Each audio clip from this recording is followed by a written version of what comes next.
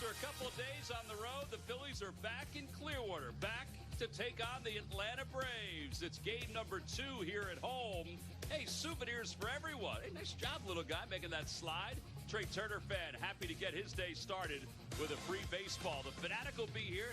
Somebody's going to be happy about that. And who's envious of the Mohawk? I think all of us are, as the Phils take on the Atlanta Braves. Hey, everybody, I'm Tom McCarthy, along with Ben Davis. Ben, the Braves are in town. They sure are. Yeah, the Phillies have had the Braves number the last couple of years. Little different story today in this spring training game, but we always like to reflect back to the last couple of postseasons. Always nice to beat the Braves. I know the Braves have had their way with the Phillies a little bit in the last couple of seasons during the regular season, but it has not been that way, especially in the playoffs the last couple of years. Bryce Harper doing his thing.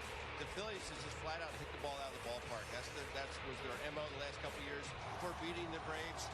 Not allowed to do that in the NBA, Tom, but here you are allowed to do this in Major League Baseball. Go dead central off a lefty here. This Bryce Harper just out of the reach of Michael Harris the second. This is a lineup that hits a lot of home runs, and they're going to see what they can do in today's ball game. All right, so Nick Castellanos had himself a really good series against the Braves. Didn't translate against the Diamondbacks, but this is the game where he hit 2 home runs, 2 solo home runs.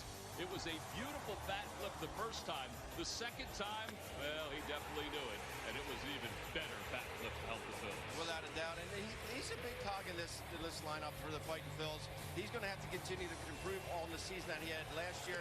Last year, Game 4, JT loving it, Matt Strom loving it. The Phillies pouring out of the dugout. Just an exciting time. This is a very good Braves ball club, but for whatever reason, the Phils have their number in the postseason. So take a look at the postseason numbers for the Phillies against the Atlanta Braves. The last 2 years, they have gone 6-2 against them, and we reflect back to 1993, where they won the National League Championship Series against them 4-2. So the Braves made some changes this year. I would think the 2 biggest changes are the first 2 on the left side. Yeah, getting Kelenic and Sale. Obviously, Chris Sale threw the ball extremely well yesterday, was sitting about 95 miles an hour with that fastball. So obviously he's going to be a thorn in the Phillies side this year. Hopefully some of these righties can step up against him. But I would agree, Kelenic and Sale, the biggest 2. They also have Guillorme, who the Phillies are noticeable. They've seen him against the Mets the last couple of years as well. All right, so the Phil's objective this year is, yes, to get to the postseason, but it's also to dethrone the Atlanta Braves in the National League East. Local guy Tyler Phillips on the mound for the Phils. He made 25 starts last year in the minor leagues. Should be a good day for baseball. The wind, it's been somewhat subtle, but the action, it's been heavy. Hole-in-one champ Larry Bowa is here, of course. Fans are getting set to maybe visit Frenchie's at some point throughout the day. Lineups at first pitch when we get back.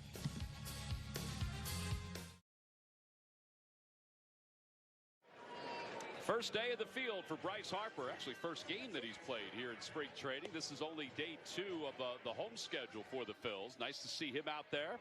Get a chance to play his new position. Let's take a look at the Braves lineup, brought to you by the Xfinity 10G Network. The future starts now.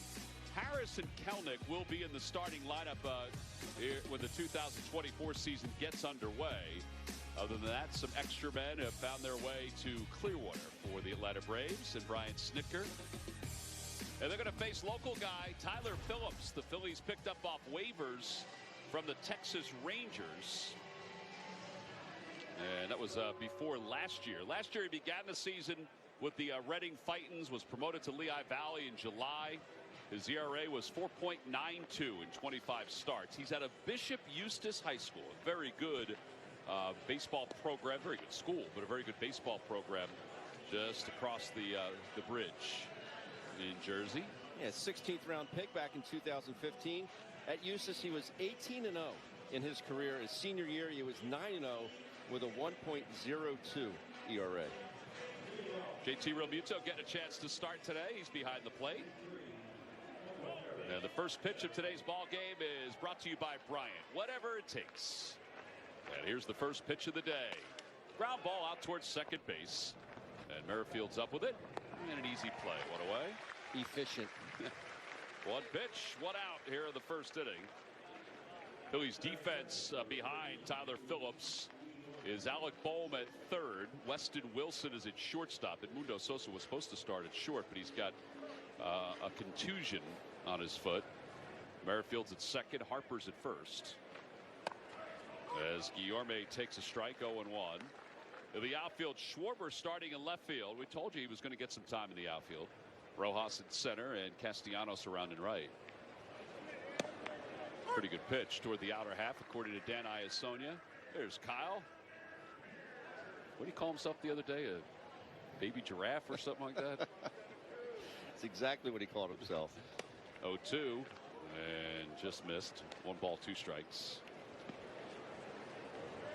Yeah, Rob Thompson said he envisions Kyle playing out there probably once a week in spring training. 1 ball, 2 strikes. That ball slapped foul down the left field line.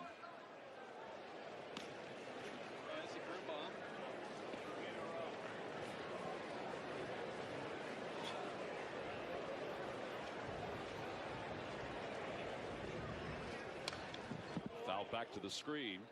Phillips during his career in the minor leagues, 35 wins, 40 losses. An ERA of 4.23. He's made 114 starts in the minor leagues, and again last year, his first year with the Phillies organization. That one tapped foul off JT. Pretty good pitch. Good changeup there. Predominantly fastball, changeup, curveball. This curveball does have some depth to it.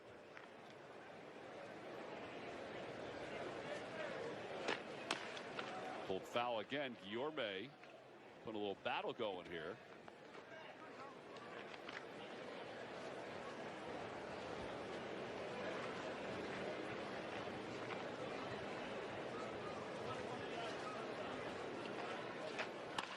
Ground ball out to Merrifield. He's up with it.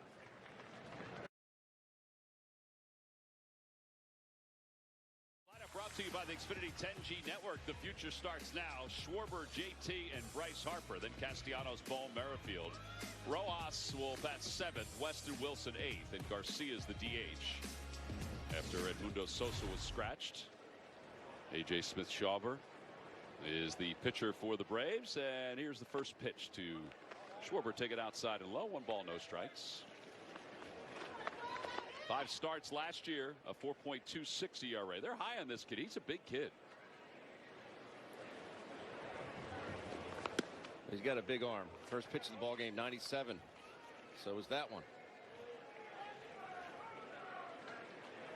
He's born in 2002, Tom. Makes you feel old, Ben. Sure Makes does. you feel old. 1 ball and 2 strikes to Schwarber. I don't care if it's February 28th or August 28th. I don't think you're ever ready for 98 on the black like that last pitch. Swing and a miss. So 1 out here in the first. That ball swept in nicely, didn't it? Sure did. Splitter. See the lack of rotation on that pitch. We saw Kyle motion to the bench like, yep, that was a splitter when he was walking out of the box. Here's JT in his first at bat, and he takes on the inside corner 0-1. Smith-Shawver is 21 years old. He turned 21 this past November. He was a 7th round pick by the Braves out of Coffeyville High School in Texas. He's kind of unloading the strike zone, huh? He signed for just under $1 million. He was committed to play quarterback at Texas Tech. The 0-2 pitch. Low. 1 ball, 2 strikes. With his time in high school, he averaged 290 passing yards per game. It's pretty good. Yeah, 6'3" and listed at 205 pounds.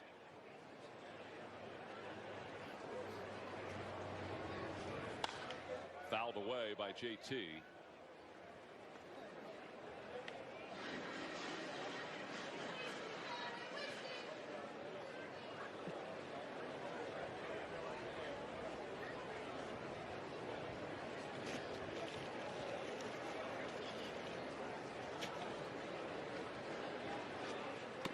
Curveball low.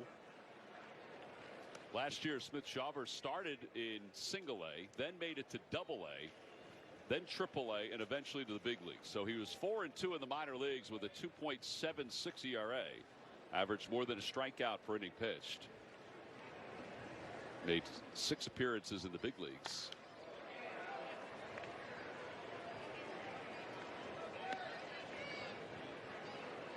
Impressive how quickly he moved through the system.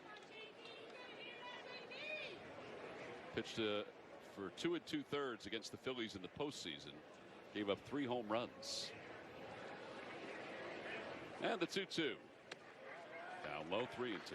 Quite the at bat here by JT. I think this is huge that the Phillies can see this guy today. You know, I mean, they're going to face him during the regular season. Most likely, it's going to be in that rotation. And yeah, it may not be that first weekend, but they'll see him at some point.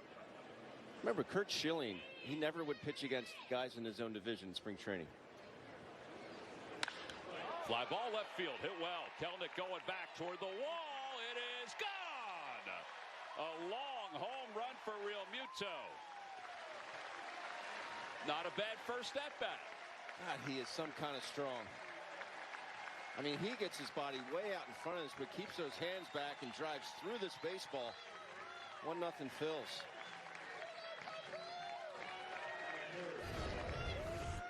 Take a look at the swing here. He just one arms it.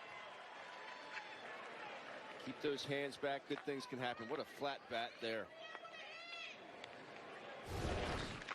Well, now here's Bryce Harper, and Harper takes outside. Mentioned last year during the regular season he made 6 appearances. Smith-Shawver did. He allowed 7 home runs in those appearances. That ball's hit sharply and right into right field. Luplow will play it on a hop. Back-to-back hits for the Phils.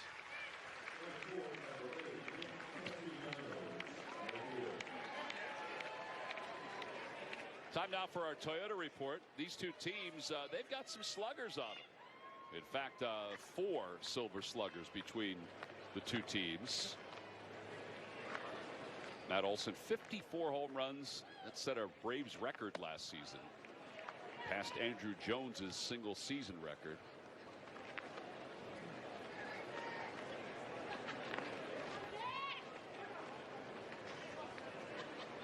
One ball and no strikes. Castellanos hits that one out to center field. Harris froze for a moment but makes the catch. 2 outs. And here comes Alec Bohm. Good swings here in the first inning.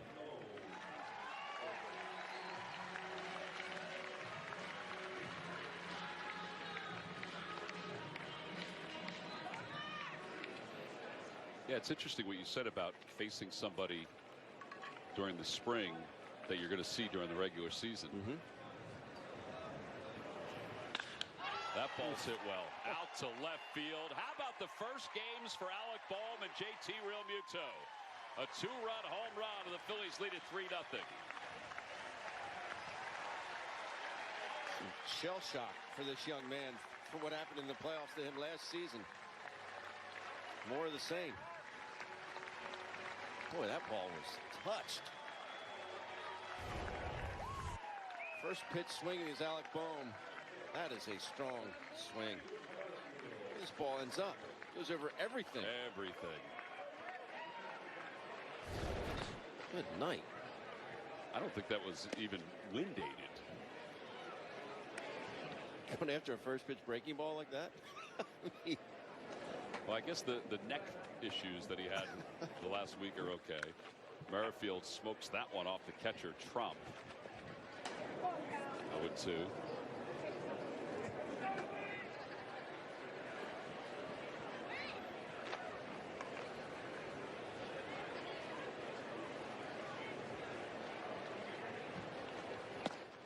And a called strike 3, so Merrifield's down looking. So he bookends strikeouts around a couple of home runs. JT, a solo shot. Nice start to the spring. Several hitters later, Alec Bohm. That is a strong swing. We'll head to the second. Phillies on top 3-0.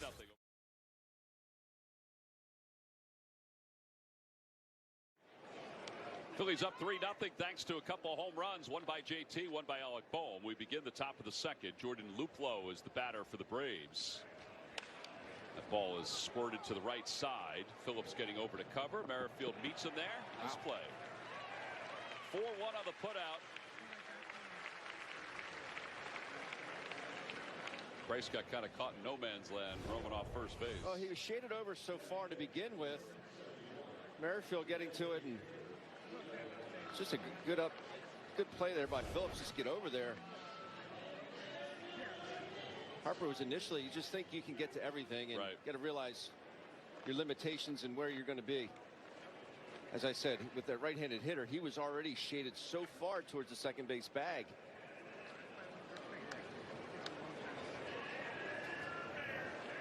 Here's Eli White, who in AAA last year had 9 home runs and 23 runs batted in. He played in 6 games a season ago with Atlanta.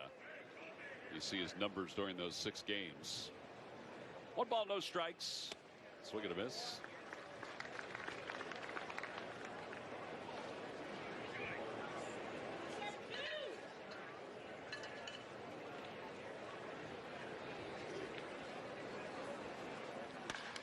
Down the right field line, slicing away from Castellanos, and that's going to take a hop off the wall. Nick gets to it quickly, and White will slide it to second base with the first hit of the day for the Braves.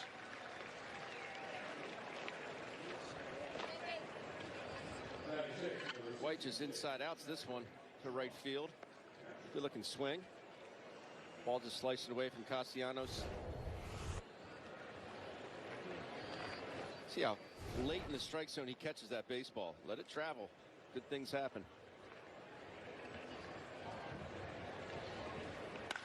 That ball's hit well out to left center field by Trump, and it is gone up 3/4 of the way up the berm. It's a 2-run home run, and the Braves are on the board. It's now a 3-2 game.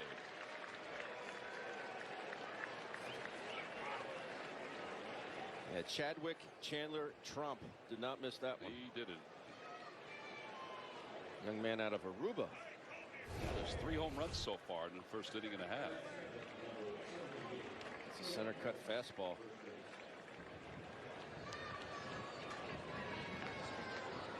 He didn't miss it. What a first pitch swinging in this ball game. Phillip Evans takes a strike, and it's 0-1.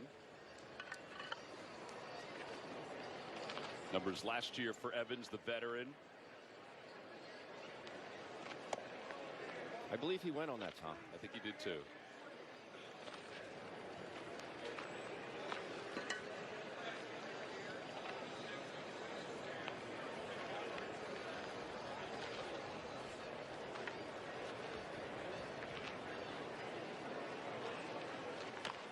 Little dribbler left to the mound. Phillips has got it.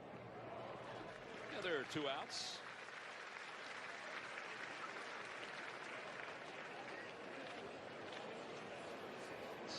Time to look at our Citizen stats leaders. Citizens, the official bank of the Phils. They're the offensive numbers for the Braves, which includes 307 home runs. That was a major league record. It matched a major league record. And it was 58 more than the next closest team. Here's Luke Williams, and Williams grounds one past the diving Alec Bohm down the left field line. And Williams will stop at second base. A 2-out double. Luke, the former Philly. And it brings Alejo Lopez up. He just tucks this one right inside the line, just past Alec Bohm. How he kept that fair is beyond me. Kyle had a little bit of trouble with this down the left field line.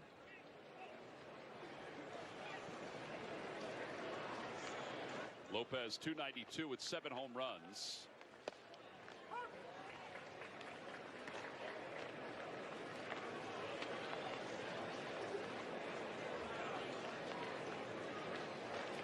Hardwick. 0-1. Out to left center field. On the run is Rojas and Schwarber, and Schwarber with a little hop makes the catch. And the side is retired. About a 2-run home run by Chadwick Trump has put the Braves on the board. It's a 3-2 game. The Phils on top.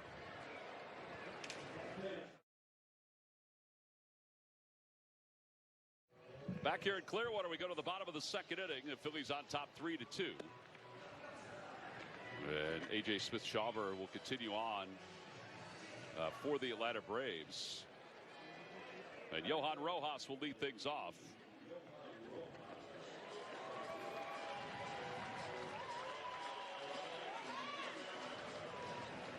Rojas has driven in a few runs already in this early part of spring training.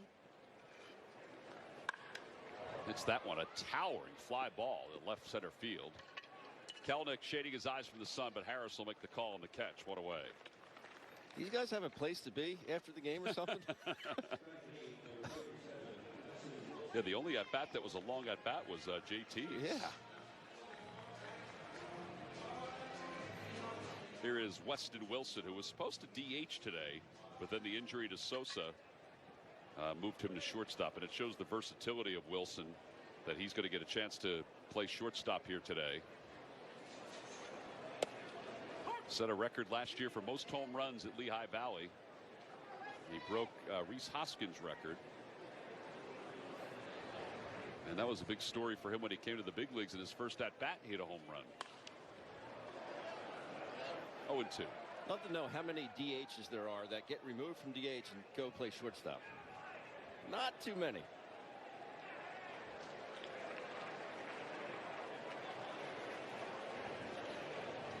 Aramis Garcia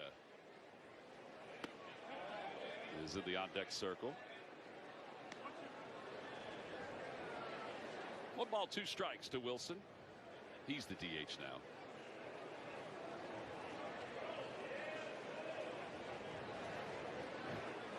Swing and a miss. That's a pretty good pitch. 3 strikeouts. So 2 outs. Baseball is better with friends and family, so bring your team to see ours this season at Citizens Bank Park. Groups of 25 or more will receive ticket discounts in select locations for most games and will be recognized prior to the game on Fanavision. For more info, visit Phillies.com/group tickets.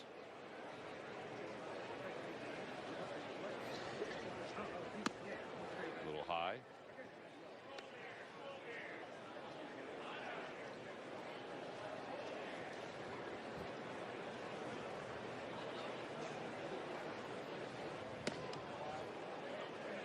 What a difference a year makes. I know this is only our second broadcast, but I haven't looked at the clock one time. Seemingly last year at the beginning of spring, I was looking at seemingly every pitch. Just try to get used to the flow of it. Yeah.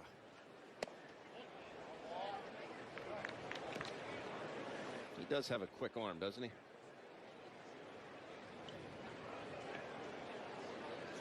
And said just 21 years old.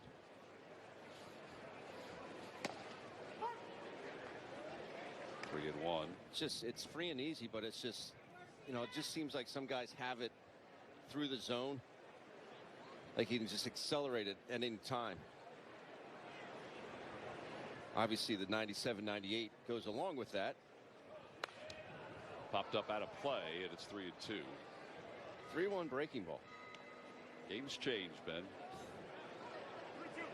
He's got to work on stuff, right? Or he could just be utilizing it more and more.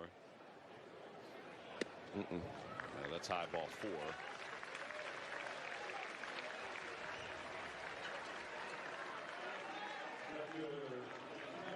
And Kyle Schwarber's coming up for the second time. Braves do have bullpen action. They're managed today by Walt Weiss. Walt is their bench coach, but Brian Snitker has been under the weather last couple of days.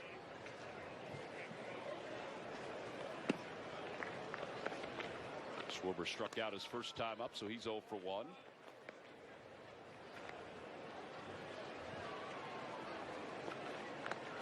Jake McSteen is the lefty warming up in the bullpen.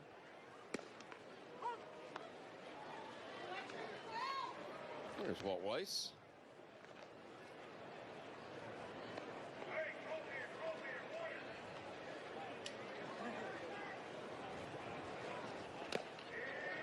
swing there by Schwartz. See a look of disgust on his face, like, how did I miss that one?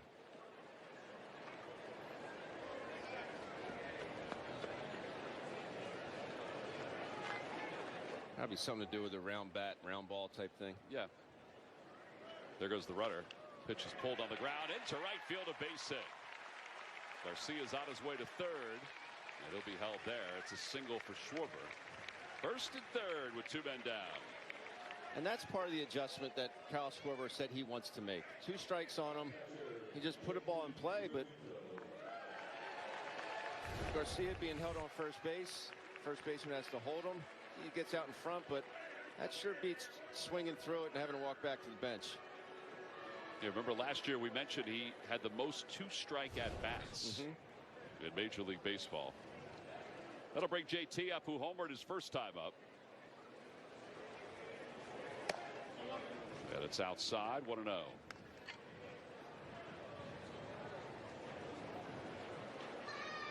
Interesting to listen to JT talk about some of the things that he was trying to improve on off last year. Out to center. Harris going back. Harris to the track, and he has room. Those are 2 really good swings for Real Muto to start spring training. A home run and a fly out to the track in center. Phillies lead 2. We'll head to the third here in Clearwater.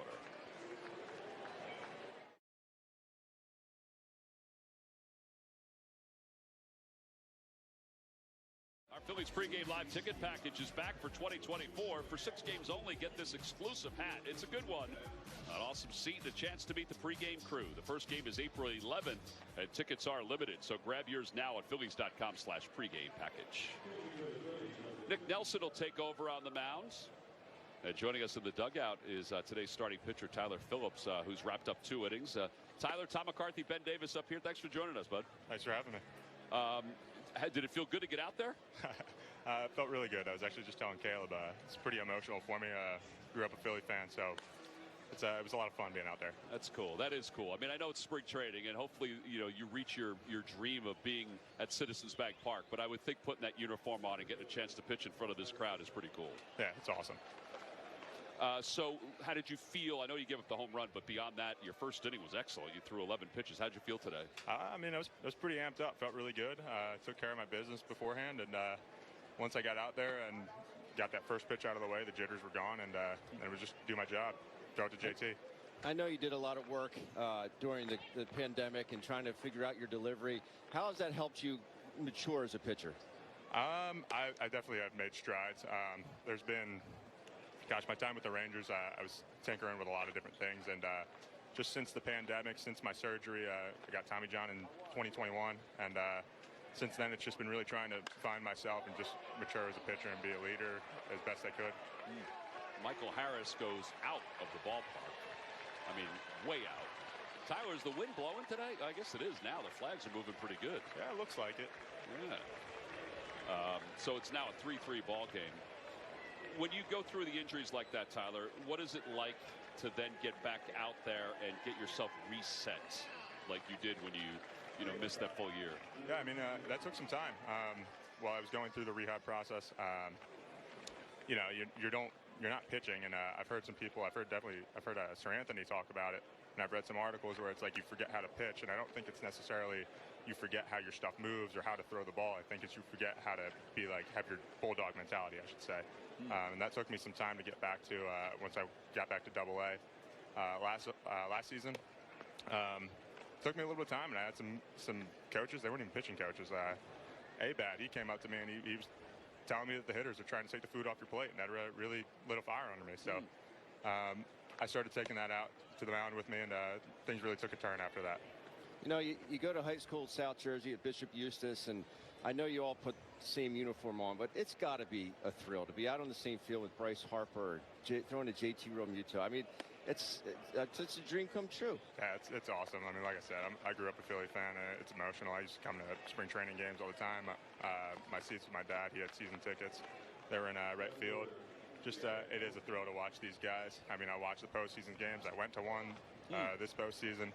And it's awesome, and all I want to do is be out on the field with these guys, and all I care about, honestly, for my whole life, other than my family, is did the Phillies win. That's cool. That's cool. Who was your favorite player growing up? I had a lot of them. My very first was Scott Rowland, and then he went over to the Cardinals, and I couldn't like him anymore. I think a long time one for me was always J. Roll. He was the man. Just played the game the right way. And those, I mean, you were of the age in that, that time period where that was a pretty cool time to be a Phillies fan. It was awesome. It was awesome. I mean, going to the vet, going to the bank. I mean, it was a thrill. And honestly, 2008, my mom wanted me to go to school more often, but so the school nights I wasn't able to go to too many games, but it was so fun to watch, and I was pretty jealous. My dad got to see Halliday's no-hitter, and perfect game. The no-hitter in the postseason, or the perfect game in Miami? The no-hitter in the postseason. You saw the no-hitter in the postseason, yeah. That was pretty good. Yeah, I was pretty jealous about that. It was just awesome to watch, and again, that's why this is so emotional to me. Anytime I get to put on these pinstripes and have the Phillies across my chest, I mean, I'm thankful. Any particular pitchers in camp that you've really tried to pick their brain and just to see what makes them tick? I mean, so far I've just been watching guys. Like you said, I mean, I'm kind of starstruck being around a lot of these guys, but I've been watching Nola a ton. I mean, he's one of the best to do it, and he does it right. He's got the two-seam, the sinker, and that's something that I've been working on since my surgery. And just watching their consistency and the way they go about their business day to day, it's true professionals, and that's how I want to take care of my game. 3 balls and 1 strike to Jared Kelenic. So, any family members here to watch you play today? My girlfriend and my son, they're here today. Nice. My family will be coming down within the next couple weeks, but they're here, and I know they're excited. He just turned 3, so he's starting to love the game. So that's pretty neat. That's pretty neat. So they probably got a chance to see you play last year a lot when you were in Reading and Lehigh Valley. As Bryce Harper turns that double play, so there are 2 outs. But they probably got a chance to see you pitch a lot last year. So last year was their first time following me.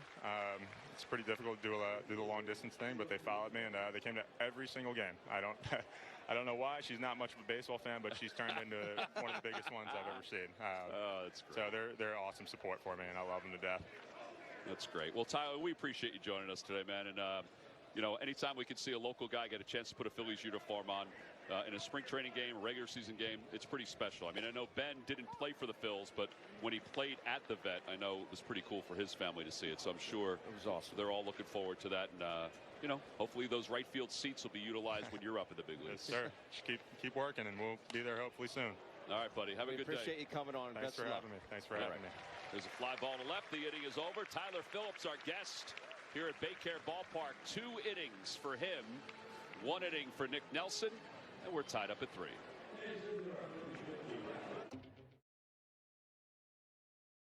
Phillies baseball is brought to you by your local Delaware Valley Honda dealers. Hurry to your local Del Val Honda dealer. Visit DelValHondaDealers.com. Tied up at 3 as we go to the bottom of the 3rd inning. Bryce Harper made a really nice play on this double play, and it also shows one of the new rules it affects. You see him bouncing off here. He gets to it, and he goes 3-6 as opposed to going to Weston Wilson first. But he creates a throwing lane. You see Weston Wilson not blocking the bag. That's your typical 3-6 double play. But that shows you about Bryce Harper and thinking ahead. If this ball's hit here, there, wherever, where am I going to go with it? Yeah, his reaction was as if he knew in his head where he was going to go. It's almost like he said, all right, if this ball's hit to my left, I'm stepping on the bag first and going. But that's just something. If he goes to shortstop first, there's no way to get Kelenic at first base on the return throw. Former Phil Ken Giles is out on the mound for the Atlanta Braves. Picked up this past offseason. Signed as a free agent. He's been battling injuries the last year or so. He is not 100 miles Giles anymore, as Harper went around on that.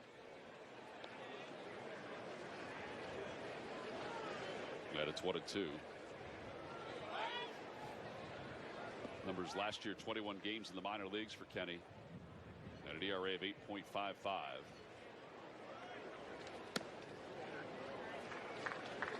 His arm action looks different, doesn't it? Way different. He's short arming it. Throwing right from his ear. Pretty much has the same setup, though. Swing and a miss.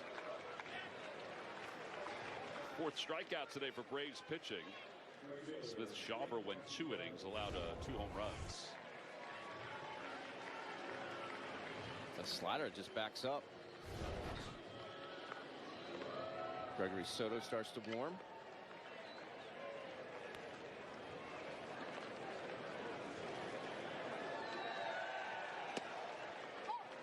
Castellanos takes a strike. He lined out to center field his first time up.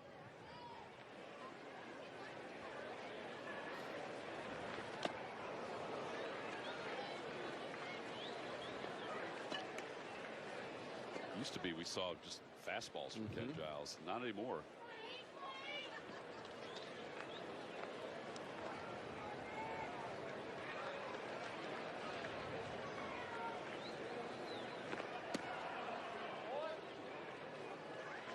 I don't know if I'd take that one again.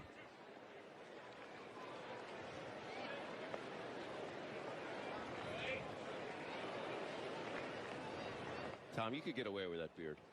You think so? Absolutely. Swing and a miss. Back-to-back strikeouts for Giles. This hitter's not picking up rotation here. He must be hiding it well. You can get away with that beard. I mean, I hardly noticed you with your new haircut. Here's Alec Bohm. This is what he did in the first inning. And first pitch swinging, a little slider, cutter, whatever you want to call it, but it was a barrel finder. Alec Bohm goes up top, 2-run homer. That was a long one. Bowman, his first at bat this spring, takes inside. Yeah, I thought Hector from Joe's Barbershop in Allentown did a nice job. Did a fine job. Yeah, he did. It was done in minutes. Or seconds. No, we went into minutes. I mean, we had a chit chat a little bit. While the Clippers were running, or while they were running. 2-1. Does he even put a cape on you? He does put a cape on me. Okay. We try to go through the motions to make me feel like I'm actually getting a haircut. They get more removed than what needs to be. 2-1 pitch. Swing and a miss. 2-2. He is spinning the heck out of it, isn't he? It's one after the next. I did see the one fastball at 95. Pitched in the minor leagues last year for the Dodgers. Outside, 3-2. Obviously was with the Phillies, then was traded on to the Astros, Blue Jays, the Mariners. In fact, he had 115. Well, he spent 3 years with the Astros, helped them win the World Series in 2017. Swing and a miss. He just struck out the side. Again, he's not 100-mile Giles anymore, but he worked a pretty efficient third inning. We'll head to the fourth. Gregory Soto's coming in.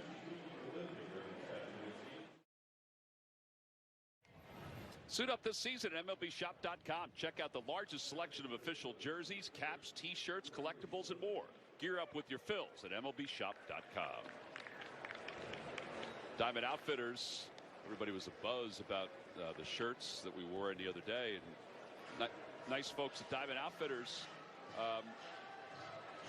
went on social media and said, hey, if you're interested, you can call the store and you can purchase these shirts. So folks were doing that. I think these are sharp. These scream spring training. Yeah, they do. I like them.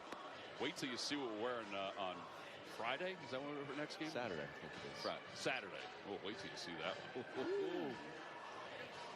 It's Jim Dandy. It's not necessarily that, but it's close. It is close. Gregory Soto on the pitch for the Phils. A very impressive inning the other day. Sunday afternoon.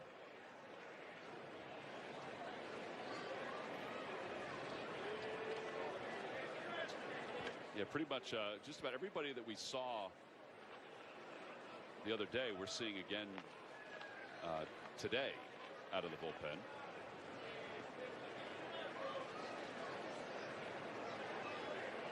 Eli White leads it off. White doubled his first time up. Nick Nelson goes 1 inning. He allows the home run.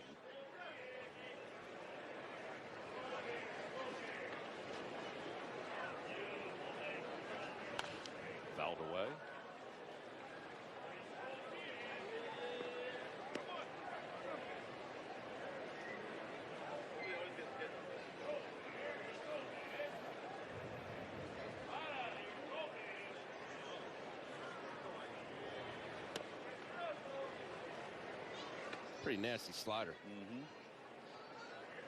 You know, Rob was talking about Gregory Soto when we had him on the other day.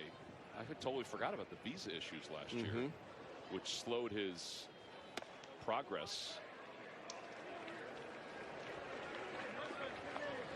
And there's ball 4. There's Rob. We'll talk to Rob a little later on today. And here's Chadwick Trump. He homered his first time up.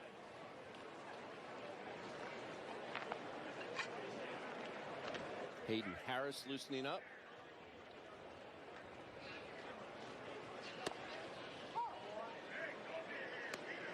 You know, you miss with a couple fastballs. It's smart by JT there. The breaking ball, you have a tendency to get out in front of that pitch a little bit more. Get you back down in the strike zone.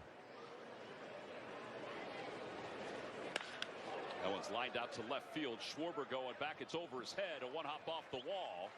He knocks it down on the bare hand. And Trump is going to hold up at first base. It's hit so hard. He must not have gotten out of the box that quickly. Ball just gets over Kyle's head in left field. This kid's put a couple good swings on the baseball today.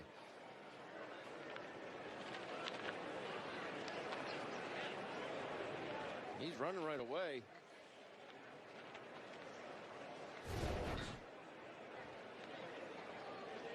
He is a catcher. Evans fouls it back. It's 0-1. I don't know. The guy behind the plate would have probably been at second base. Yeah, but he's not human. Yeah, that is true.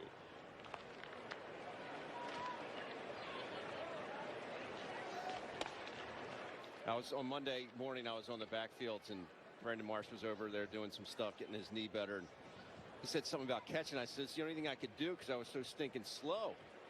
And he said, "I don't know how you people do it." He said, "That's one position I could never do, is catch." And I said, "Well, you just look at JT. He's a freak. He's a robot. Like, no one can do what he does." And he said, everything about the guy, I don't know how he does it. It is pretty remarkable. Inside.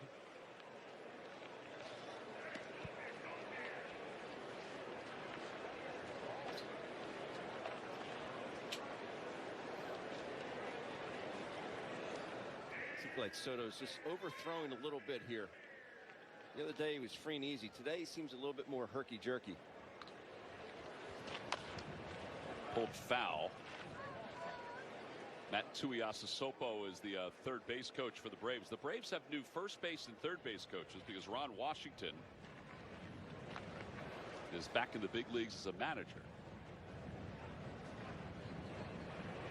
Managing the Angels. In the dirt, Real Muto blocks it. And now 3-2. That was a short one. JT made that look way too easy. You talk about his athleticism. Shaking that one off like it was nothing.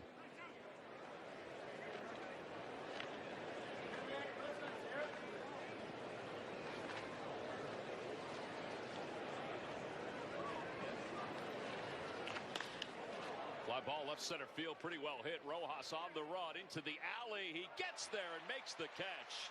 Tagging from third is Eli White. Could have been a whole lot worse, though. One man down. The Braves take the lead 4-3 on a sacrifice fly. What he just did to cover that amount of ground, that was a joke. We had the best view in the house, and where he started to where he went and got this baseball, thinking there's no way he gets to this ball. He catches it right in stride. That is incredible how far he ran for that ball. Just a gifted defender. Wow. Here's Luke Williams, who doubled his first time up. And ball's picked on one hop.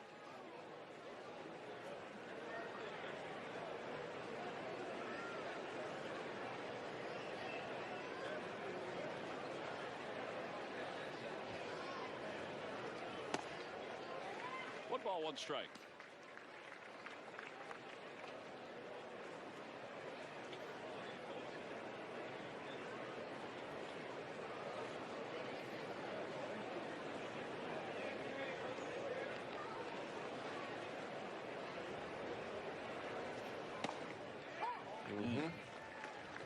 Dotted that one on the inside part of the plate.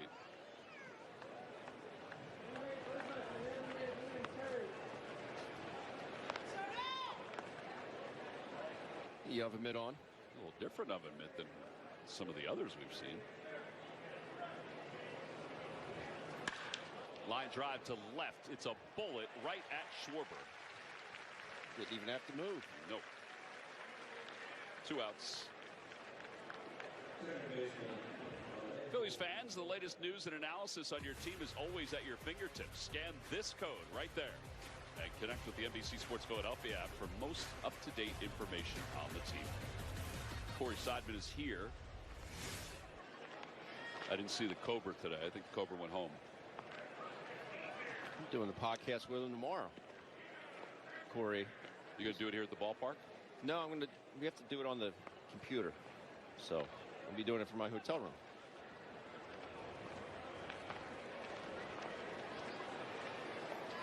Lopez flied out to left his first time up.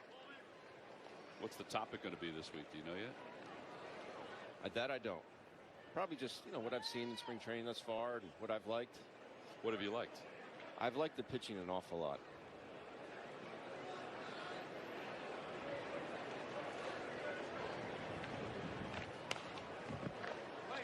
I mean, they're just filling the strike zone up. And I think the fastball command I've really liked that as well.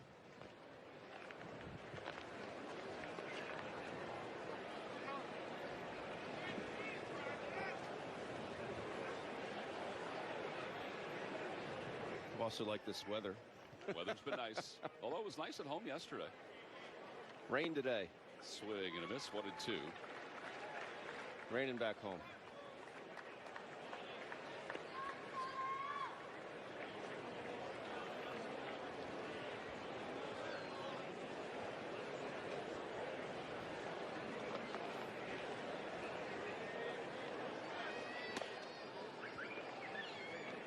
Miles an hour from Gregory Soto.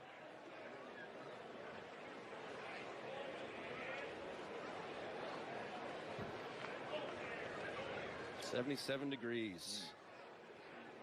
Slight breeze.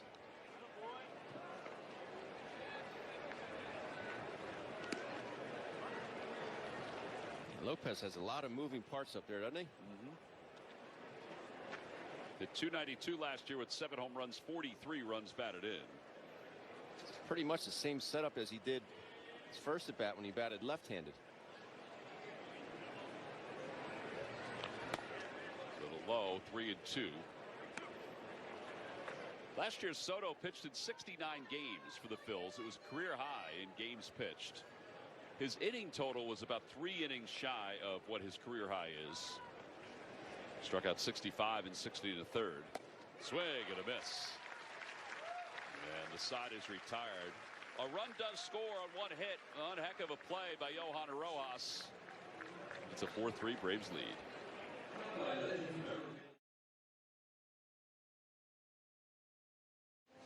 Today's Spring Thing brought to you by Valley Forge in Montgomery County, Pennsylvania. Most National League East titles, the Braves with 18. This is since 1969, of course. Phillies are number 2 with 11. You always forget about the Buccos, that they were in the East at one point. Cardinals have 3. They were in the East. The Cubs with 2.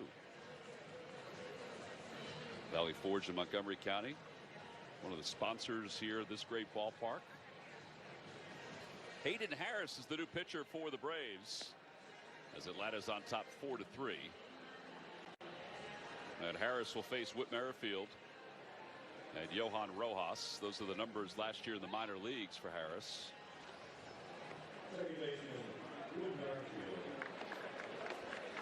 Just telling our producer Jeff Halleckman in between innings, it just seems like every year we come to camp, there's more and more lefties.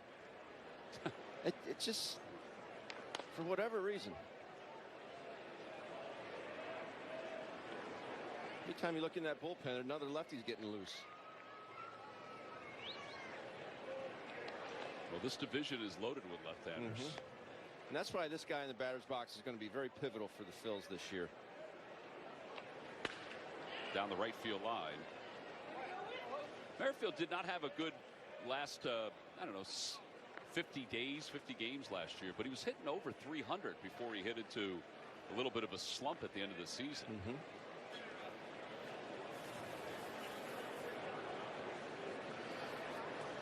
And then Kevin Long and everybody else hoping that they could bottle what he did at the first part of the year with the Blue Jays.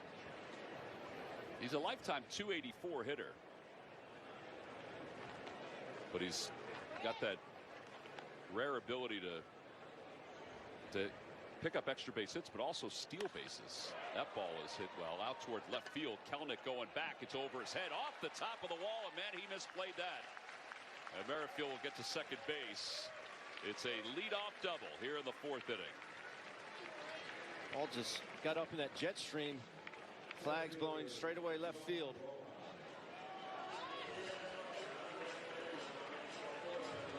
Here we go from 2017 to 2021. He was the leader in all of Major League Baseball in hits. Last two seasons, he was averaging about 140 hits per season, which is a little down. A lot of hitting.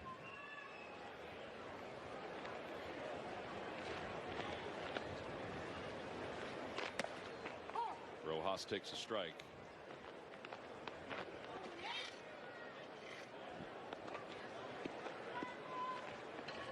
Rojas first time up flat out to center field. On the first pitch. I believe he went around on that one, Ben. Unfortunately, yes. Still amazed at that catch he had in the top half of the inning. Just the amount of ground that he covered. It was because he was shaded to right center, and I'm thinking that ball come off the bat, and I'm like, that's double. That's extra bases. And he just caught it in stride like no big deal.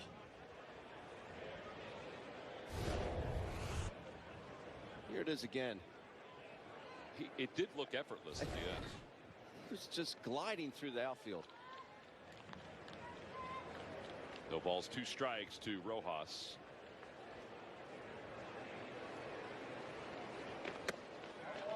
Up and away, 1-2.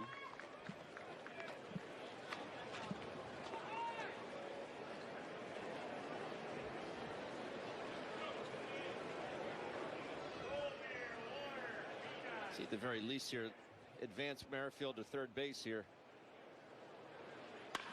And he does. Ground ball to the right side, booted around by Lopez, and Rojas will be safe. Everybody's safe. And the Phillies have first and third with nobody out. That'll go down as an E4. Tough hop there for Lopez, but just credit Johan Rojas there. That was just outstanding with 2 strikes. See, no stride, just trying to get a ball to the right side, and the icing on the cake is he gets on first base. And that's what speed will do. It'll put pressure on the defense. Phil's got something going here in the fourth inning. But that was awesome. Wilson struck out his first time up. Rojas going to go here. He's way out there. He's halfway to second. He just stepped back toward first.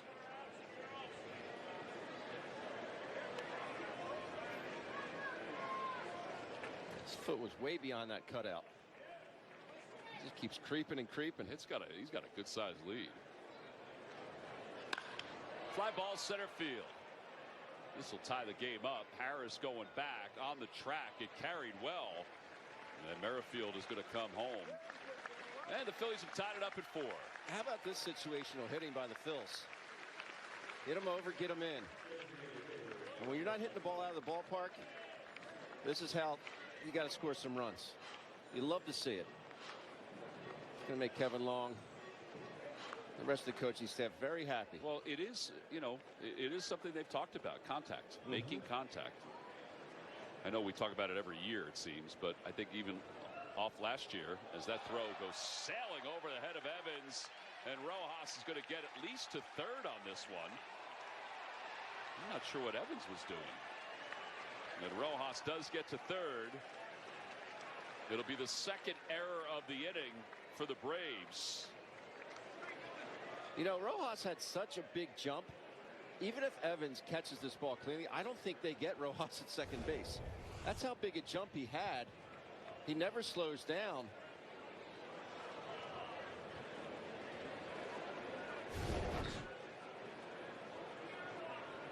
Harris just emailed that, or airmailed that one. Well, you're just trying to be hip with the generation, Ben.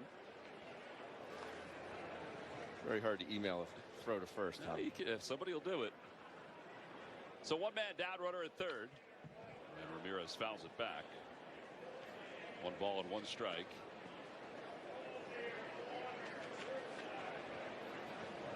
I mean, the way he emailed that throw over the head of Evans, there was a thought, because nobody was going after it, or Evans wasn't going after it, that Rojas was going to come all the way around. Guess he thought it was going to make its way out to Kelnick, right? Maybe. Or maybe the ball girl was going to throw it in.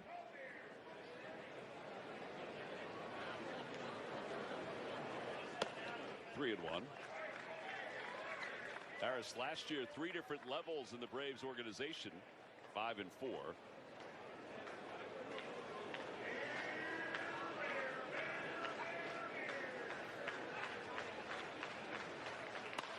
Hit sharply through the hole on the left side, of base hit, and Rojas will score. And Garcia has an RBI single. And it's 5-4, Phillies on top. Get yourself in a good hitter's count. The infield drawn in. Short swing.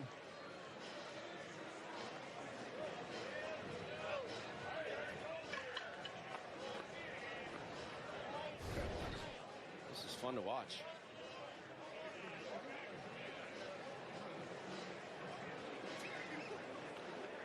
Well, Trump goes out to the mound. I'm not sure what happened between JT and Schwarber, but they're laughing in the on-deck circle. I don't know if Schwarber almost hit JT with a swing, or I mean, JT knocked the bat out of his hand. JT was laughing out loud, literally. LOL. All right, so 1 man down, runner at first. Phillies have scored twice. There have been 2 errors by the Braves in this inning. And Schwarber takes outside. Sir Anthony Dominguez warming up in the bullpen.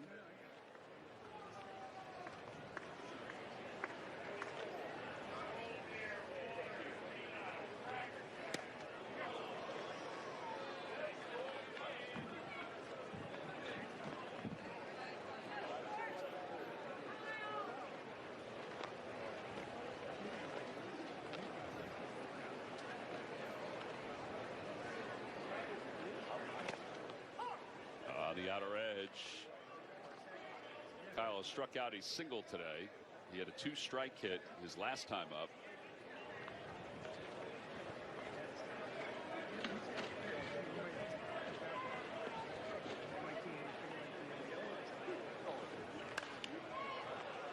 Off the third base bag, Williams battling the sun, and he's not going to get there.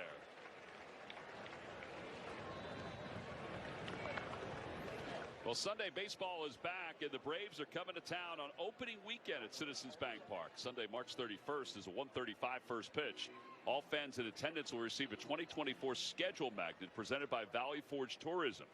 Grab your tickets today at Phillies.com.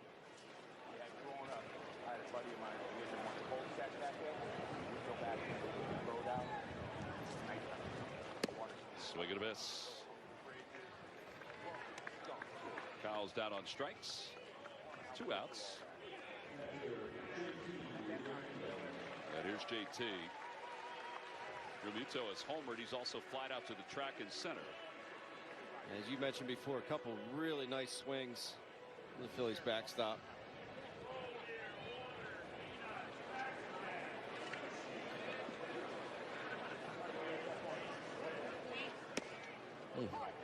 Oh, 0-1.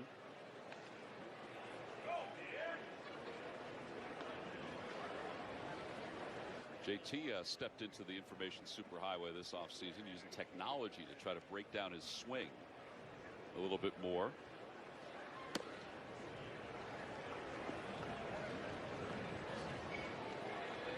little bit more of a crouch in his stance. The leg kick is still there. It's still there, but it's not as drastic. I see him really staying on the inside of that back foot.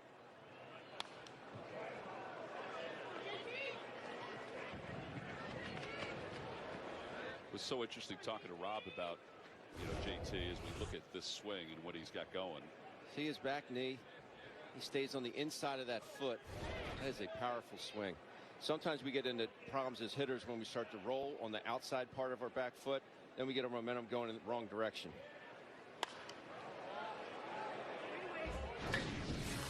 This is the first inning. And this goes to show you how strong he is. He gets out in front, but how flat was his bat through the zone, and how about that extension, creating that good backspin out into the bullpen.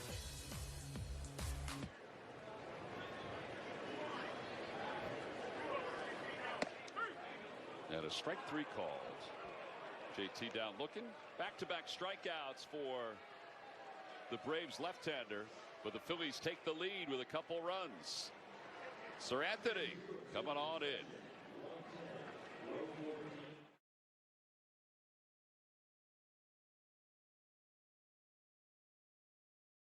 Kids will be sure to smile on Cavity Busters Kids Opening Day, Sunday, April 14th at 1:35 when the Buccos are in town.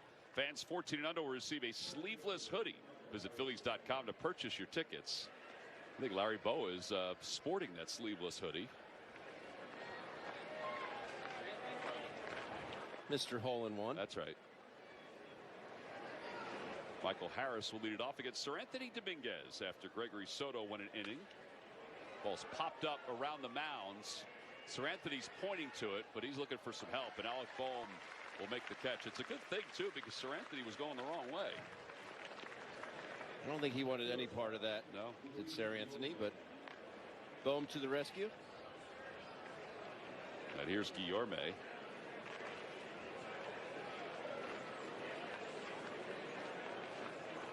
Guillorme is grounded out. He's also walked.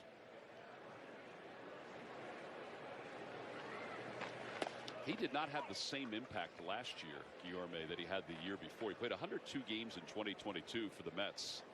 Last year, he didn't play as many. He only hit 224, a home run, 9 RBIs. He was banged up at certain points. A little topper over the mound.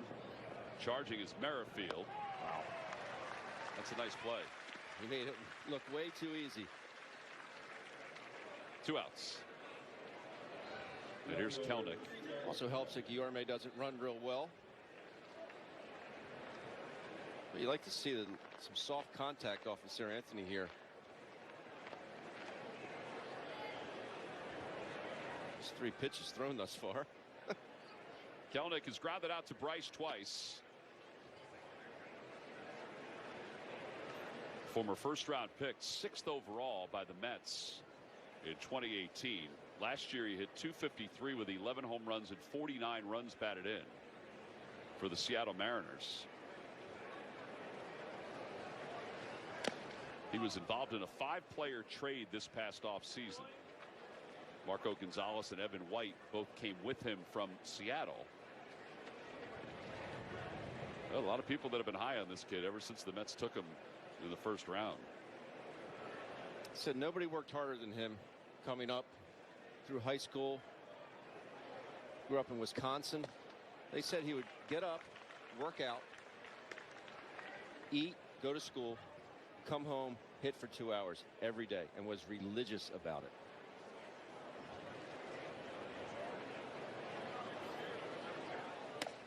And a called strike 3. What a dominant inning for Sir Anthony Dominguez. The Braves go down 1-2-3. That's a really good sign for the Phillies that Sir Anthony has looked this good in these first 2 outings. Oof. Two-seamer running back. Great movement. Got no chance on that one. Not even a little bit.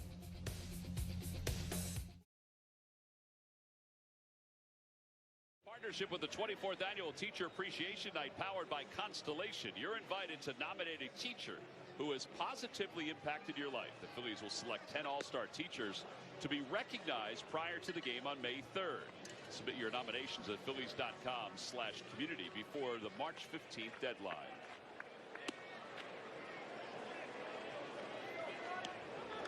Another nice crowd here at Baycare Ballpark.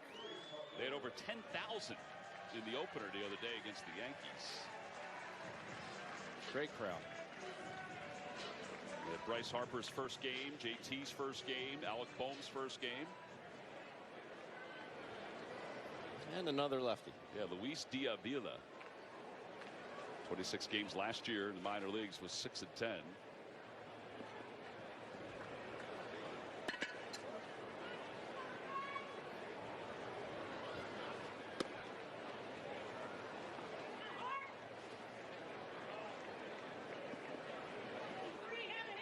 Just 22 years old from Colombia.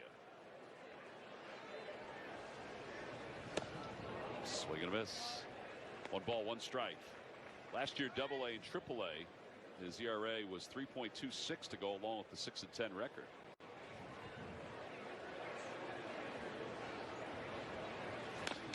Bounced foul over the head of Kevin Seitzer, off the netting into the hand of Sal Fasano. Southpaws.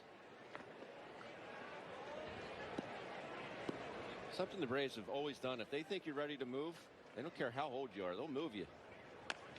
Check swing, bouncer. Diavila makes the underhand toss over to first. One away. And Castellanos is coming up.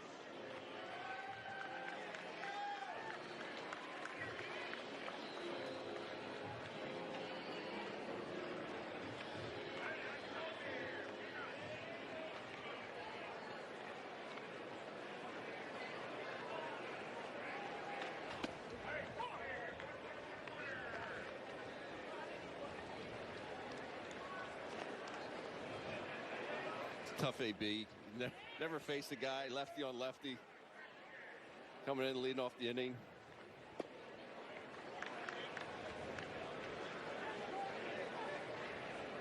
He's got his Fanatic gear going though today, He does. doesn't he? The spikes, the gloves, the headband. Took his photo the other day and he had his Fanatic bat in hand.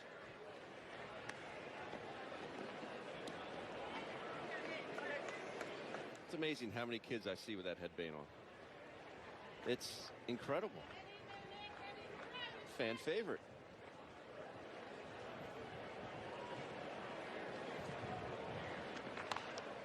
Rolled on the ground, foul.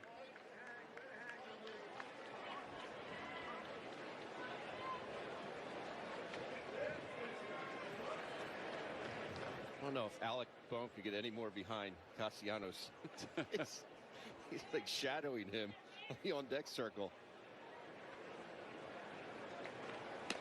Way upstairs, 2-2.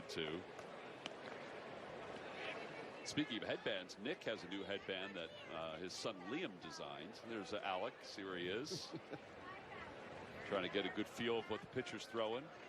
It's even closer as the pitch gets delivered. What was the design? The design is I think there's 4 Phillies players that Liam drew that are on the headband, including his pop. Brandon Marsh is one of them as well. And they're selling the headbands, and all proceeds are going to Kisses for Kyle, organization that the Phillies have worked very close with. Swing and a miss. That ball had some really good movement on it. So 2 outs. Alec Boehm's coming up.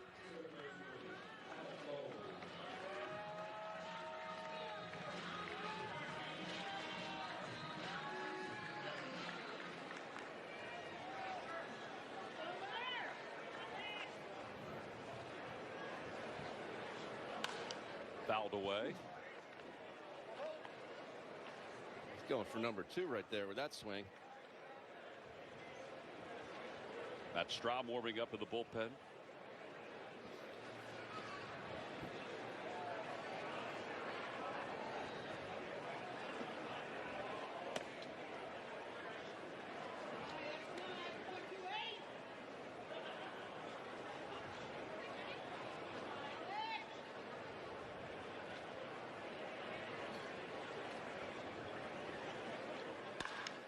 Out to right field, pretty well hit. Luplow going back. It's over his head, off the top of the wall.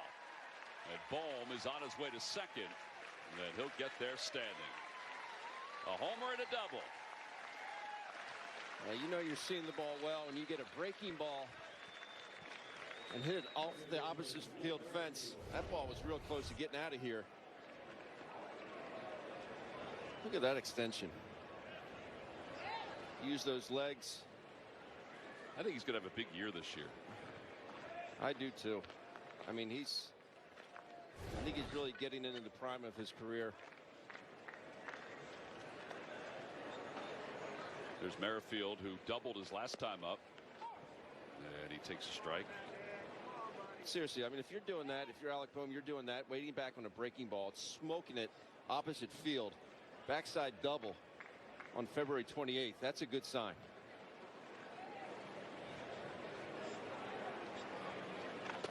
Little slide step. He didn't give his arm a chance to catch up.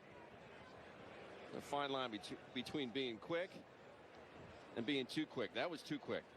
He got out there so quickly, his arm just dragged behind. No doubt it was going to be a fastball up and away.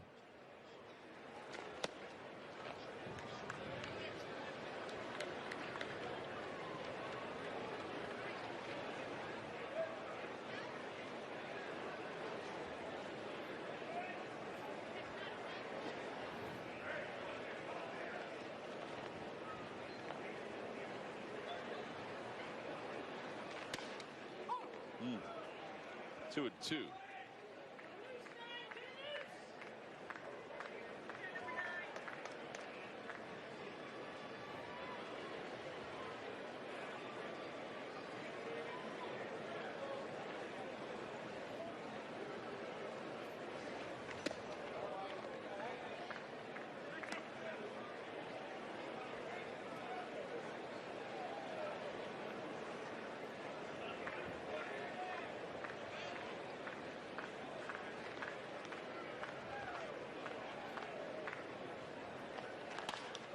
Grounded to third. And Luke Williams, that took a weird hop, and Williams throw a little high, but Merrifield is retired. And so are the Phils here in the fifth inning. No runs, one hit. Phillies leave one in scoring position. We'll head to the sixth with the Phils up by one.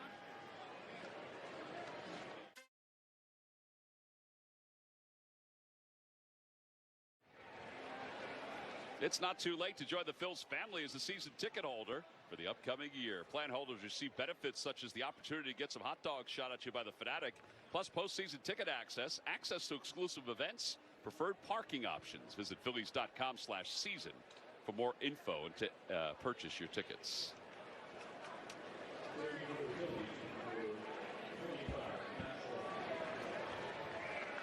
Matt Straub will take over. Phillies have made changes at every position behind Straub. We'll get you those changes. Luplow. Who wants it? It's a towering pop-up. Cody Roberts enters the game behind the plate and makes that grab. Wow. That was not an easy play. All right, Mr. Catcher. Work us through that one.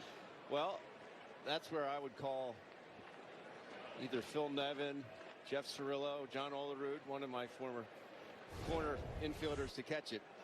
I mean, it goes. This is one way to enter a ball game. Yeah, get up, discard the mask so you don't step on it. The wind, the way it's blowing, it's going to go black to you with the backspin. You got to give yourself some space, but that was well played. Eli White takes a strike. It's a 0-1. Down to the dugout, Whit Merrifield's been nice enough to join us. Whit, Tom, and Ben up here in the booth. Thanks for coming on. Nice to see you in those Phillies pinstripes. Yeah, they feel good. You know, I know that from this ball club standpoint, there's so many veteran guys. What is it like? What have you seen so far that you liked when you come into the clubhouse? It's a great dynamic to be on. It's a lot of guys. Majority of the guys have, kind of done what they're going to do in the big leagues as far as work up a contract, stuff like that, the business side of things. And there's one goal in mind, and that's to make it to the playoffs and win the last game of the season. And you can definitely tell being in that clubhouse. being in this division, obviously a lot of lefties. How do you look at getting ready on a daily basis? Because Rob Thompson said you're going to get your at-bats, especially against a lot of lefties. Some big challenges ahead of you.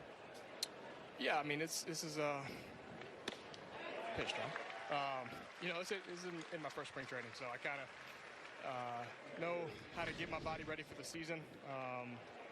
I'm less worried about, you know, results out there than I am doing things to get my body prepared for a long season and a longest season that I plan to have played in. So I know what to do to get ready, and that's what I'm focused on.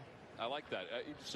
As you've progressed in your career, how important is it to play that last game of the season and win it and get that championship? It's extremely important. I've always said that I didn't play well in the minor leagues. I'm not talented enough to be able to go out there and just kind of not play for myself, but like kind of play to showcase my talents. I got to be in an environment where the goal is to win, and that's when kind of the talents that I have tend to come out. And I think that being on a team like this in a race that we're going to be in is what I've been searching for really my whole career. Got a little bit of it last couple years in Toronto, but not at this level. And Matt Strahm just picks up his second strikeout in a row. Whit, we're going to keep you on for, if that's okay, while we go into this break. Yep. We won't keep you much longer with it. It's interesting because you got a taste of it. What was it like to get a taste of it, and how does that motivate you going into each year or going into this year? It was crazy. It was an environment like I hoped it would be, and got to do it once at home in 2022, and then last year on the road, both in the wild card division or wild card series. Unfortunately, didn't win any of those games, but just to be in that atmosphere and that environment was something that I've searched for ever since I signed papers to start getting paid to play baseball. And it's watching games at the bank at home. I was actually talking to Christian Walker, a college buddy of mine, and asking him about it. He's a Philly boy, and he was just saying how amazing it was, electric it was. And before I even talked to the Phillies this offseason, I was thinking, man, it'd be great to be a part of that postseason in Philly in some capacity, whether as a home team or on the road. And I'm glad I get to wear the pinstripes. You know, one thing I really enjoyed in this particular ball game is that fourth inning. You lead off with a double, and then the small ball, if you will. Rojas moves you over, you score on a sac fly. A lot of good things from the bottom of the lineup that I really liked in this ball game. Tell me how big that is for this club moving forward. Yeah, it's you know, it's those things that put teams over the hump. When you got the talent that we have, you're gonna show up and you're gonna just outbang people on days. You're just gonna beat them solely on talent. And there's days where it's not gonna come as easy, and you gotta do things like that to win those games. And those games are just important as the ones that you just show up and win. There's an old saying, I forget who said it, but it was like, you're gonna win 51, you're gonna lose 51, and it's up to the either 60 games that determine your season. And doing things like that is how you win a lot of those 60 kind of fringe games. Yeah, and I, you know, it's funny because this is such a good offensive team, but somebody like you, Whit, who is kind of a contact guy, I think that's going to play really well for this team. I mean, don't you think that could sort of everybody else could feed off that a little bit too? I'm glad you think that. The way the game is now, it's if you don't hit it 110 miles an hour, then they don't really care what you do. And so yeah, I mean that's a fight that I've had. I mean, analytics, they're great in the capacity. They're great for the game in a sense, but when you look at sheer numbers based on guys, it just doesn't really value, I think, what the guy can bring to the table. And I'm a little biased to my game, but I mean, if you strike out, your exit velocity is 0. So, you know, I'm willing to do things, make kind of funky swings, but you know, I practice. One thing that I practice a lot of is getting my bat in the zone for a long time, so that way when I'm fooled, my bat can still be in a good place to kind of flip a ball into center, into right. It might not be that hard, but I give myself a chance, and I think it's kind of a lost talent in this game, a lost art in this game. I think it's coming back a little bit, but yeah, no, I'm glad you appreciate that. Yeah, no, not many of us left. Well, I just think I think it's big, particularly for certain teams when you've got guys that can hit the ball to the ballpark. You had it in Toronto. And you had it at times in Kansas City, but to have that contact, it's huge. Or to be able to do both more than anything else. So yeah, no, I totally agree with you. I think it's a big part of the game, and you got to have a little bit of everything in the lineup, and we sure do. We had a meeting last week with Dave Dombrowski and Rob Thompson, and Rob Thompson said about you, he said, he's just a baseball player. In my opinion, that's one of the greatest compliments anyone could ever be paid. What's that mean to you? It's I agree with you. It's one of the best compliments that I can have outside of being a good teammate, and to be called that it's really a testament to my upbringing, to my dad, who taught me the game at a young age, to my coaches in high school, and my Coach Tanner in college, that really molded me to the game, and taught me the game, and taught me how to play the game and go about the game, and the mentality it takes to play this game day in, day out, and especially at the big league level, 162 games, and in a place like Philly. I feel like I've been kind of molded my whole life to be in this situation like I'm in this year, and I just couldn't be more excited for it. I've got to ask you, you've been indoctrinated with so many coaches during your life. What's it been like to work with Bobby Dickerson, Larry Bowa, those guys from an infield standpoint? Oh, man, it's Bobby's a treat. I've only been here for, just a short little while, and Bobby's already one of my favorite people I've come across in the game. He's just a beauty, and what an honor it is to have Larry Bowa out there hitting the ground balls every day. It was like when I was at Kansas City, and George Brett would put a ball on the tee for me. And this is pretty cool. And same type thing here. When you look in, you're taking ground balls, you're like, man, that's Larry Bowa hitting the ground balls. That's pretty special. I just think it's so entertaining. I tell people, if you can watch an infield drill with Bobby Dickerson and with Bo, it's so entertaining to listen to those guys. This game, this is my 14th spring training. This stuff can get monotonous. It can get repetitive. It's not. There's never a dull moment with Bobby. He makes these drills that we do, these run-of-the-mill like drills that we've done tens of thousands of times. He makes them fun, and he makes them entertaining, and that's a special gift. And a guy like him and a guy like Rusty Kuntz back when I was in Kansas City are two of the people that can bring that type of genuine energy and excitement to the game that helps you work and keeps you engaged, and that's a big thing to have on your staff, and we're lucky to have them. Well, Whit, we appreciate you joining us here, as I know we carried through into this inning, and we'll look forward to catching up again, but it's nice to have you in a Phillies uniform. Yeah, no problem. I had no tea time today, so I had all the time. We appreciate you coming on. All right, Whit, we'll talk to you about. Thanks, guys. All right, Whit Merrifield, our guest down in the dugout. Won 2 College World Series championships at South Carolina, so he knows a thing or two about winning. He mentioned Christian Walker, who was his college teammate from the Philadelphia area. Garcia's the batter with runners at first and third. And that ball low. And it's 2 balls and 2 strikes. D'Avila is in his second inning of work for the Braves. And some of the other changes for the Phils include Cody Clemens, who's over at third base. He walked, and Rodolfo Castro, who singled. And that ball is smoked into left field. That'll drop in for a base hit for Garcia.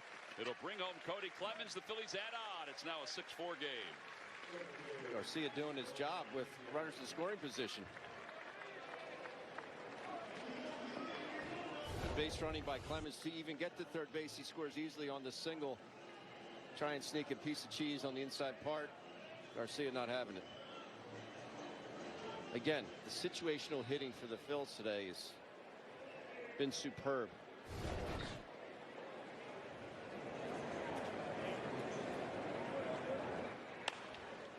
Popped up outside of third.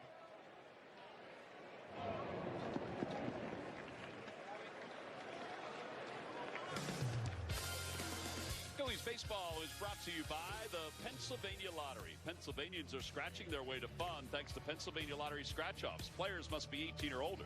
Please play responsibly. Along with Ben Davis,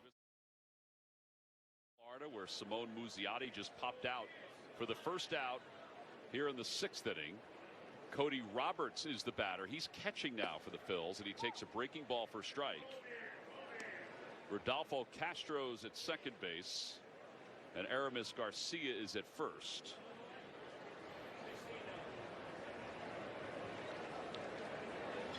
Phillies with 6 runs on 9 hits. The Braves 4 runs on 5 hits. Swing and a miss. 0-2 to Roberts.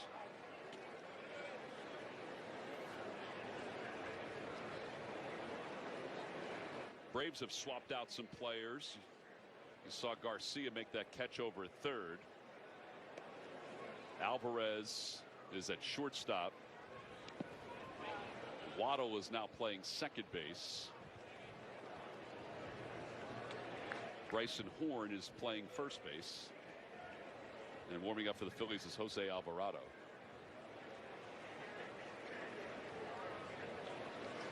Liberato is out in right field. Broken bat looper out towards shallow right center. That's going to drop in for a base hit. Castro will hold up at third. And the Phillies have him loaded with 1 man down. Talk about a thing of beauty. We'll sacrifice a bat for a knock. And that'll bring Marcus Lee Sang up. But Walt Weiss is going to make a pitching change. Get the great Phil Sheridan to order some more, right? That's right. All right, so pitching change for the Braves. Speaking of Phil, it's nice to see his boys, Dylan and Connor, working as the Bat Boys today, getting some work in. We'll be back right after this.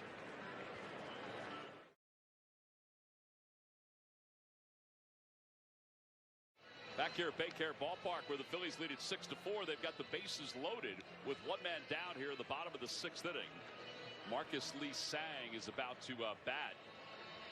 The Braves go back to their bullpen. Jonathan Hughes, the right-hander, who last year in Single A had an ERA of 3.08 in 35 games.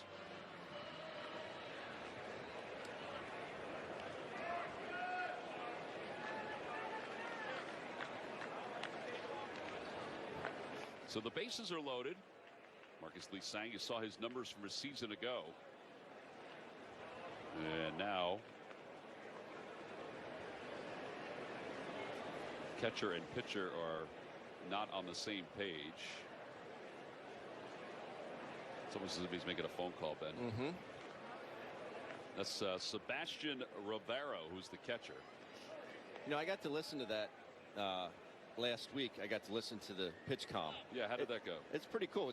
It was in JT's voice because they were doing live batting practice over there. So Riley was getting them ready, and I said, Riley, can I listen to one of those? He goes, absolutely. So it's JT's voice. There's 9 different. It's not just, you know, fastball away or fastball in. It's fastball up and in. There's different buttons you can press. Oh, I didn't realize that. Yeah, it's pretty neat. Swing and a miss, 0-1. And it was a lot louder than I thought it was going to be. I guess I didn't realize that they can add to just fastball or, you know, whatever. Like there was one on there, bouncing breaking ball.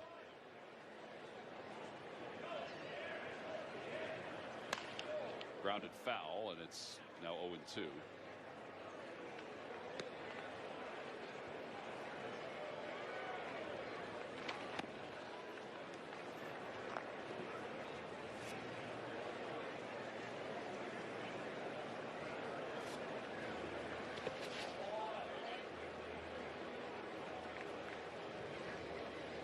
Two.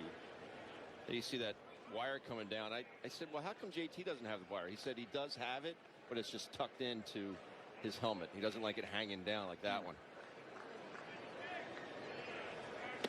Swing and a miss. I actually think that the Braves are one of the only teams that I see that wire hanging down more often than others. I know it's very prevalent with Darno, right? Yeah, when he's back there.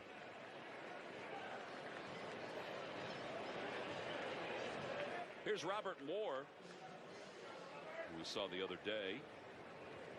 Just can't send emails to it. That's a somebody's going to figure it out, though, Ben, at some point.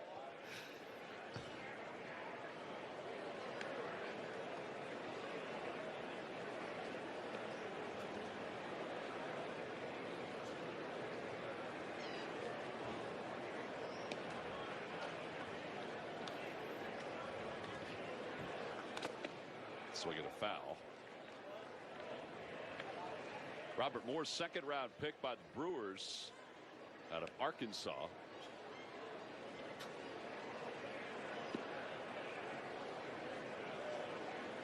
Never got past A ball with the Brewers. Low and in. Last year he hit .233 with 8 home runs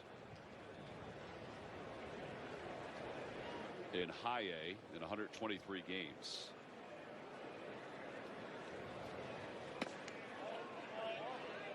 That was a pretty good pitch. Sure was. 3 balls and 1 strike. No place to put him. Should get something good to hit here.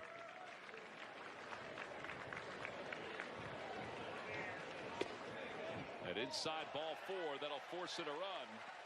And the Phils now lead it 7-4.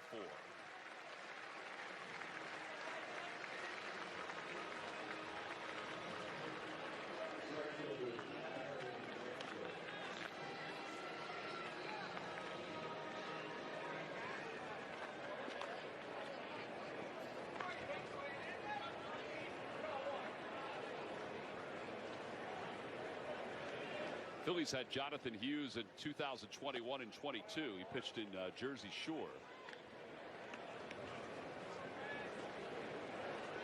He's out of Georgia Tech. Originally, it was the Orioles' second-round pick in 2015. Down low.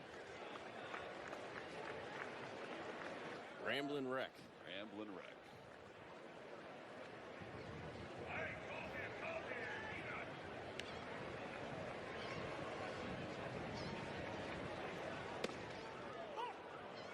Baron Radcliffe, the batter.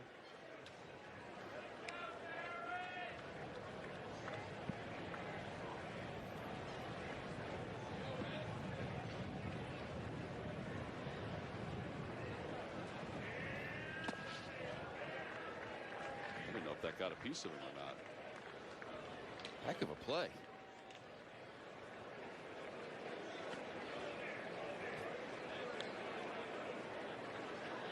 Radcliffe also out of Georgia Tech. Phillies' 5th-round pick in 2020. Last year, 12 home runs. And 24 runs batted in. Hit just .214. Alvarado's ready to come in. He's got himself a lead. But the Phillies aren't done just yet offensively.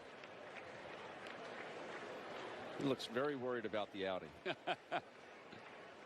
Runners go, swing and a miss.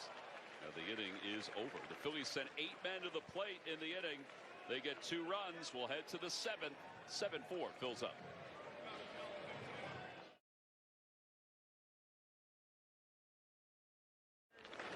Top of the 7th inning. The Phillies on top 7-4. The guy that's pressing all the right buttons today is down on the field joining us, Rob Thompson. Hey, some of your pitchers, we were just talking during the break, they look pretty good today. Yeah, Phillips filled up the zone the first inning, and obviously had a lot of success and got behind a couple of hitters in the second inning. But I thought he threw the ball really well. And if you notice all day today, the guys that got ahead in the count, they had good innings, and the guys that got behind, we gave up some hard contact. So that's what we're trying to do. Topper, we talked to Whit Merrifield earlier. The bottom of the 4th for you guys, he leads off with a double. Yeah. Rojas, 2 strikes, Great shoots job. the ball to second. Infield in, and then we get the sac fly. Infield in, Castro hits a single to left. This is huge for this ball club, is it not? Yeah, it is, because we're gonna hit our share of home runs, no doubt. We're gonna get crooked number of innings, but there are times when you've got to execute, and Rojas did a great job. Whit leads it off with a double, and Rojas did his job and allowed Wilson to hit the sac fly, and we score a run.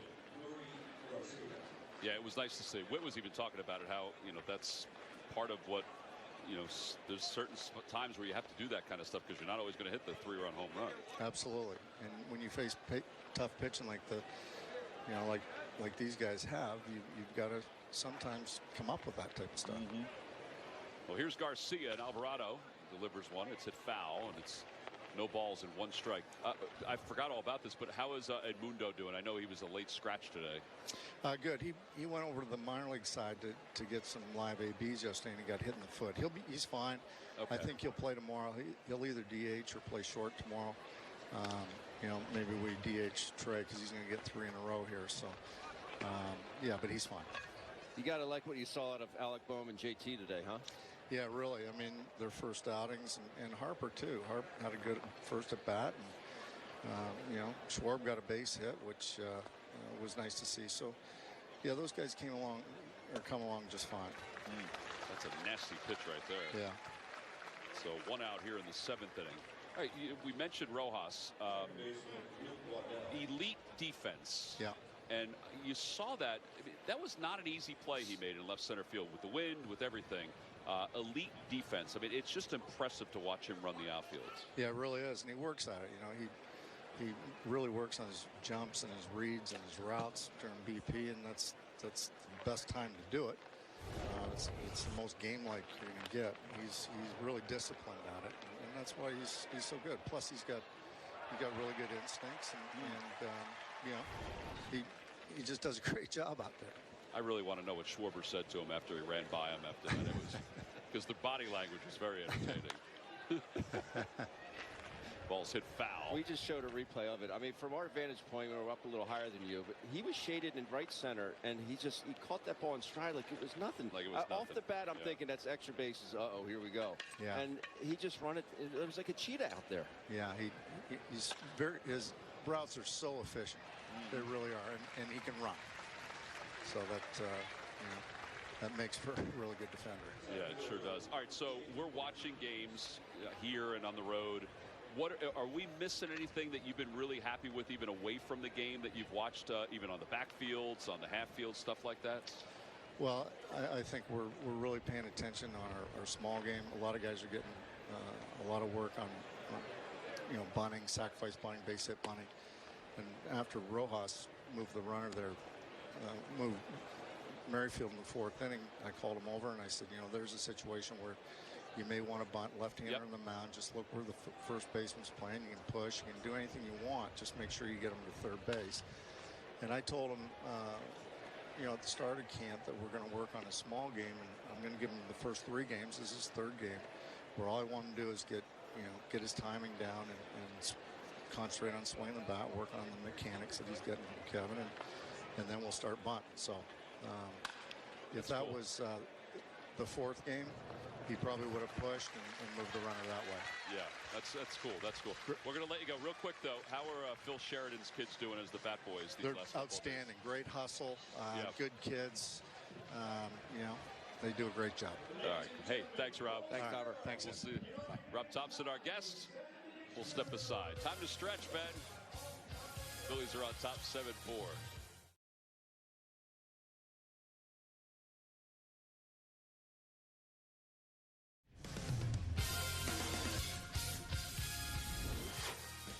Time now for your Delaware Valley Honda Dealers game summary. Phillies got a 2-run home run from Alec Bohm. Was also got a double. JT Realmuto had a solo home run in his first at-bat. Tyler Phillips started the ball game. Some others that have really stepped it up today. Matt Strahm, Sir Anthony Dominguez, Jose Alvarado. They were outstanding out on the mound for the Phillies today. And we go to the bottom of the 7th inning. Phillies lead it 7-4. On a beautiful day here in Clearwater. Fans getting a chance to enjoy it. And Felix Reyes is going to lead things off for the Phils. And Daniel Martinez is the new pitcher for the Braves.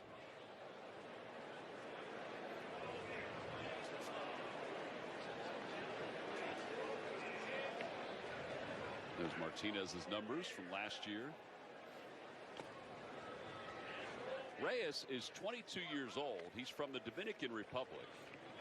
And last year here in Clearwater, in 67 games, he had 264 with 9 home runs. Overall, he had another home run in Lakewood at Jersey Shore. He had 10 home runs.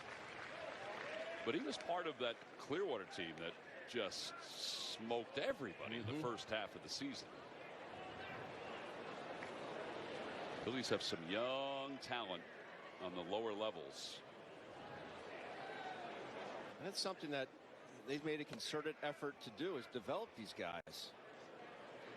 In years past, it has been lacking slightly, but there's some very young, promising, talented players at the lower levels. 3 balls, 1 strike to Reyes. 3-2. Shenanigans. Hijinks. Mascot hijinks.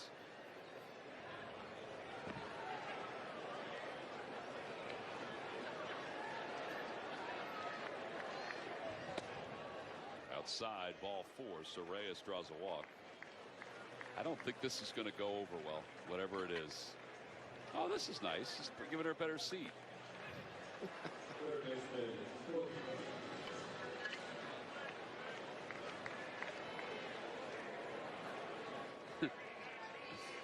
The husband can stay in the back. Yeah. Here's Cody Clemens. Cody walked his first time and scored a run. 0-1. There he is, all by himself. Poor guy.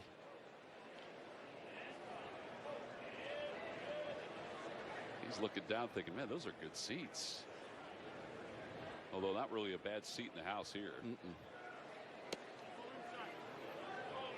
You're going to lose your lady to someone. I think it's okay if it's the Fanatic, Yeah, right? it makes for a good story.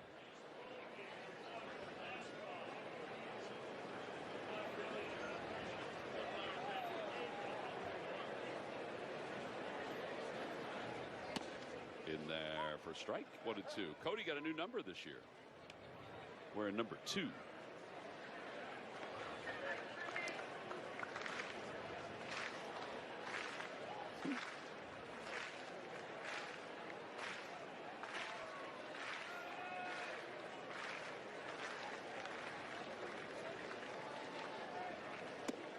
Inside, 2-2. His 2 at bats, he's almost gotten hit like 6 times. Cody played 47 games last year for the Phillies. He had some important hits for them when he was in there. Hit .230 with 4 home runs, 13 runs batted in. Swing and a miss. And he's down on strikes. 1 out here in the 7th inning, and it brings Castro up.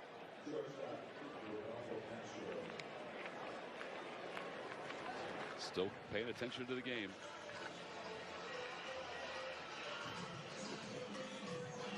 All by himself still.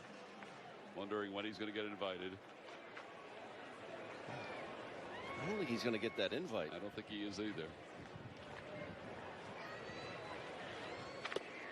He's done a nice job utilizing the giveaways.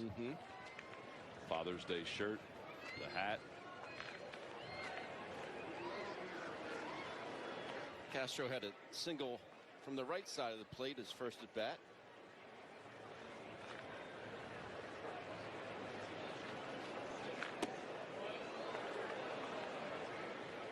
Martinez likes that backdoor or back foot breaking ball, doesn't he? He does. Martinez, 25 years old, former 21st round pick by the A's. Spent last year his first season with the Braves, 4-7 between single A and double A. That's some sneaky 93.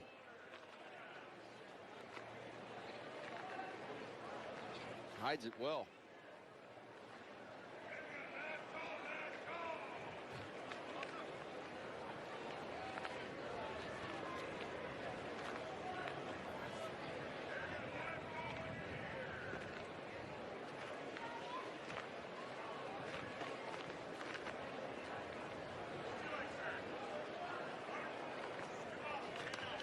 Top foul out of play. I didn't flinch on that one. Was off to the left a little bit.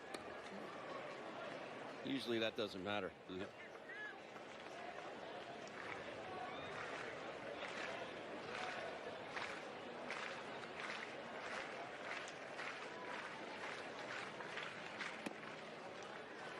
go again.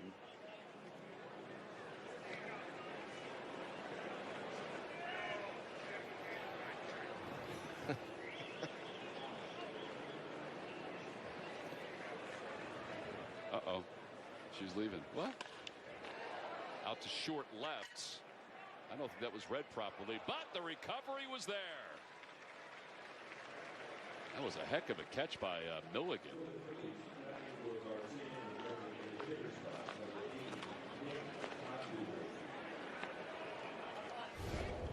Good closing speed here.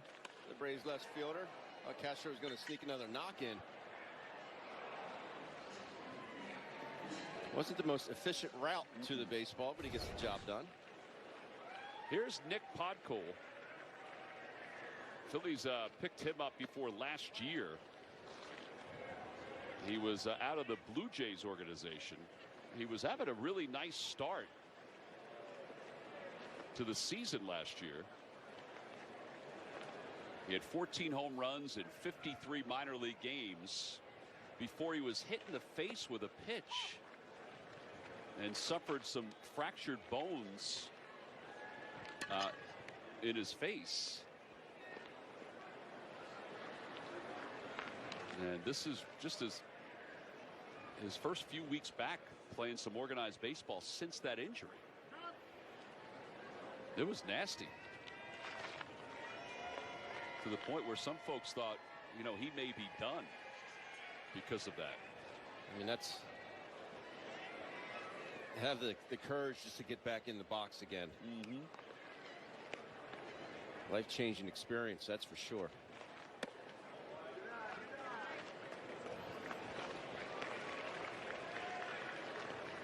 He's out of Notre Dame.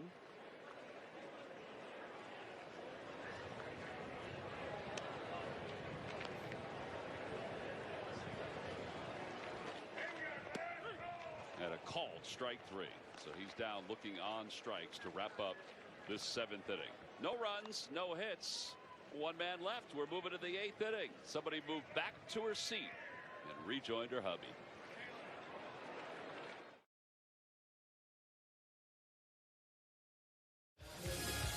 Phillies baseball is brought to you by your Philadelphia area local Chevy dealers. Visit ChevyDealer.com. I have to admit, I've never seen is that a bean bag? What in the hay bale? Or is just a blow-up chair? I'm at a loss. He looks really comfortable. It's moving with him. It's like he's driving a car. Here's Jeff Hoffman. He'll come in to pitch for the Phils, facing Nacho Alvarez. Junior.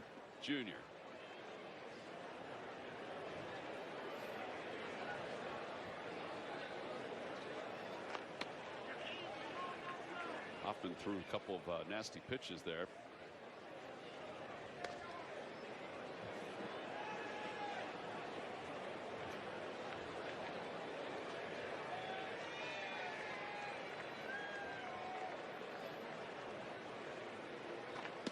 Little high.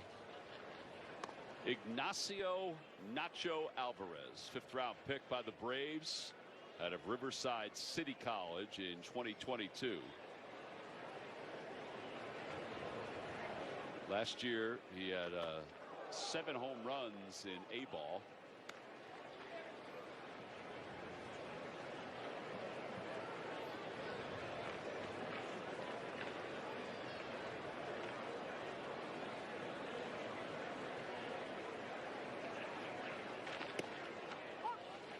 And a strikeout the other half, 3-2. Another 3-1 breaking ball.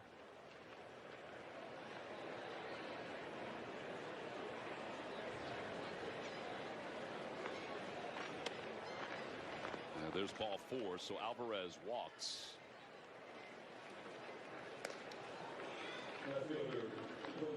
Corey talks about the roster battles taking place so far in camp, as well as his early takeaways from the games.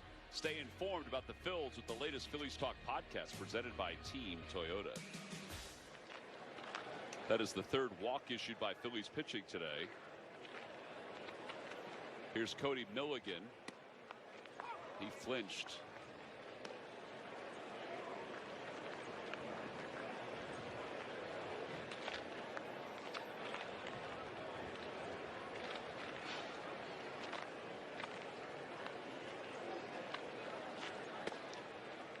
Up and in. Nacho Alvarez has a pretty good sized lead over at first. You know, that walk shouldn't be a surprise. His walk rate in his minor league career is nearly 27%.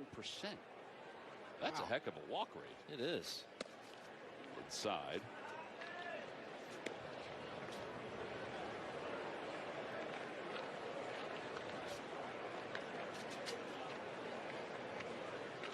He's one of the top 50 prospects in the Braves organization. You're right, though. He's way out there at first way base. Out there.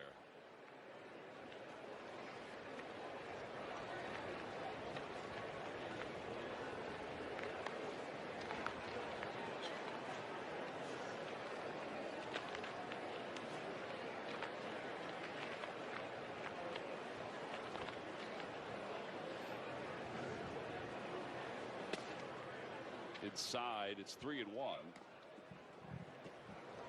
Jeff looked sharp the other day. He's fallen behind these first couple hitters here today. He seems to be getting a little lateral with his pulling sideways instead of pulling down with that lead elbow.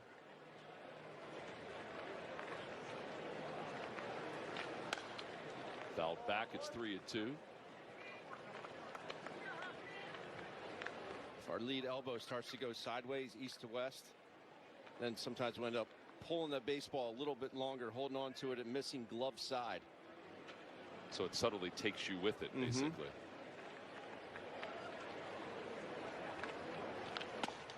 And a called strike 3.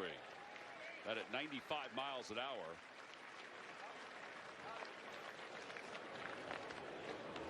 Jeff, last year, 54 games for the Phils, had an ERA of 2.41 and just got stronger with pitches like this. Stronger as the year went on. That fastball had great finish to it. You're right, though. I mean, it was something. He was someone that Rob Thompson just said he's earned the right. He's earned those high leverage situations. And the part of it that's amazing is that he was in the minor leagues. He came up and threw to Bryce when Bryce was rehabbing. And that's when he kind of opened people's eyes. I mean, as a former first-round pick, you knew he had the ability. He had big league time, but he's coming back from injury. And he had that opt-out. And he had the opt-out. And really has turned into a very big leader in this Phillies bullpen.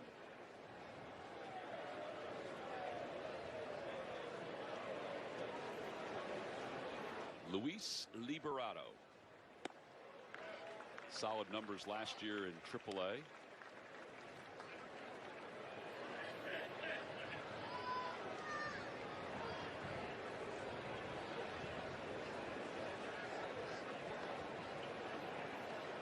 Goes back to that splitter again.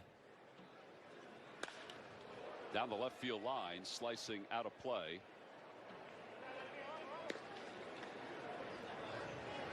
Did go back to it. It was just up a little bit.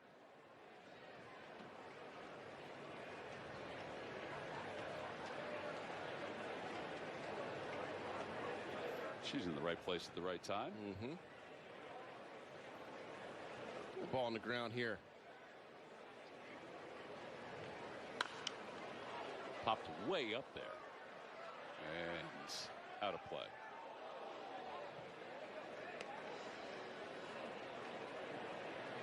Guy didn't even move. I mean, didn't budge.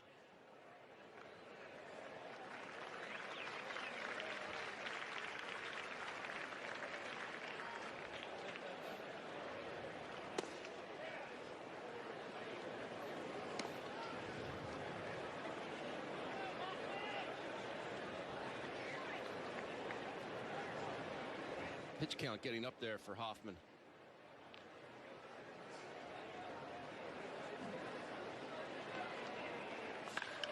Back toward the middle, off the glove of Hoffman. Nice play and recovery by Roberts at second base. By Robert Moore, I should say, at second base. 1-4-6 on the putout.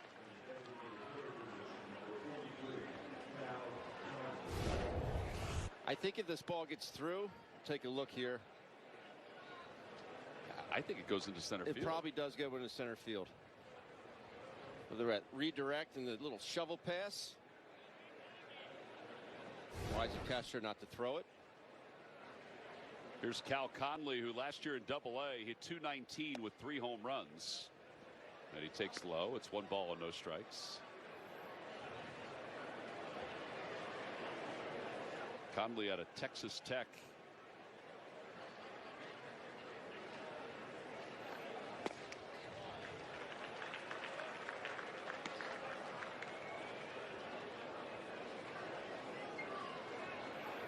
It's a College Station, right? Is that what it's called? No, it's in Lubbock. Texas. Oh, it is? College Station would be A&M. That's A&M. Yeah. Back toward the middle and into center field, a base hit. Muzziotti just gets the throw in towards second base. So that'll put runners on first and third.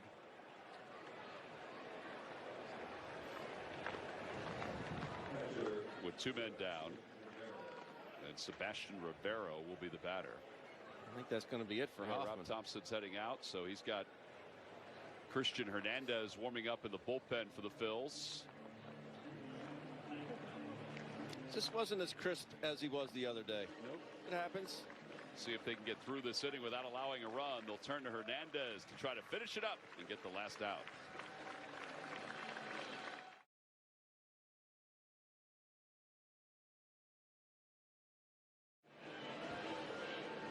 Top of the 8th inning, it's 7-4 Phillies on top. And Christian Hernandez will be the new pitcher for the Phillies.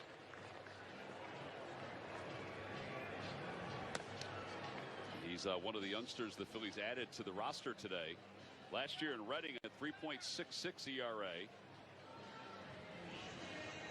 4 wins, 4 losses.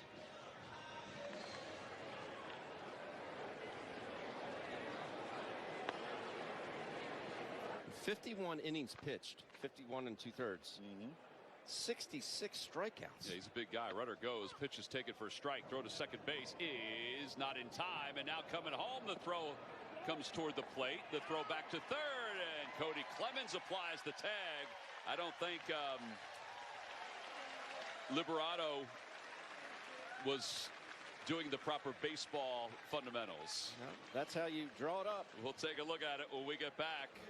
The inning comes to a close with 1 pitch.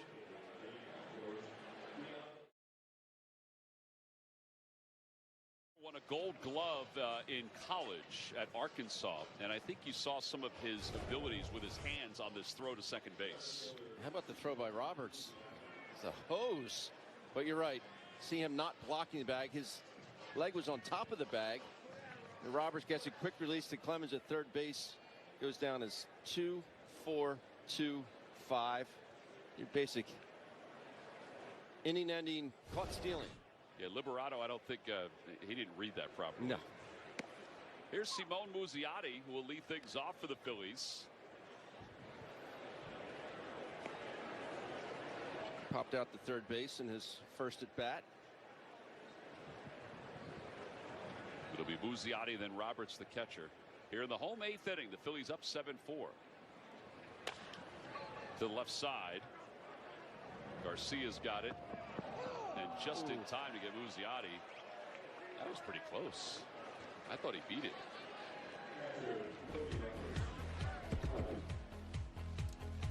So here's the rule changes for 2024. The blocking the base rule change, it's under the radar how big I think it is. And in that case there, Roberts on top of the bag. We were told that the umpires during spring games will make it a point of emphasis to make sure that everybody understands the rule. So watch as Robert Moore is on top of the bag. He's close to getting down there, but there's a path to the bag. I'm going to go out on a limb and say there's going to be a lot of bases awarded this year, because I think these infielders, and you can practice as much as you want knowing that, okay, I'm going to allow a clear path to the bag. But you get in the heat of battle and where your instincts and something you've done, especially some of these veteran guys that maybe have done their entire career, maybe they kind of turn a blind eye to it and say, no, I got to get this out. And I'm telling you, I think there's going to be more bases awarded than we think. Low, 1-2. I'm sort of in between about the rule, because I kind of thought in some ways there were guys that were smart about it, the way they blocked the bag. But I also understand, and Rob Thompson even said this to us, they're trying to take those hand injuries out of the game. And don't slide head first. Don't slide head first. I knew you were going to say that. But I guarantee if I saw his leg, I was not a head first guy, but if I saw his leg on top of the bag like that, he's getting some nails in his calf. I tell you that. And I'm not saying to be dirty, but out to center field. It's every bit as much my bag as it is yours. So you're saying on that particular play, you'd go feet first? I mean, I was a feet first guy anyway, but yeah, I would go feet first, and my spikes might be in the air a little bit.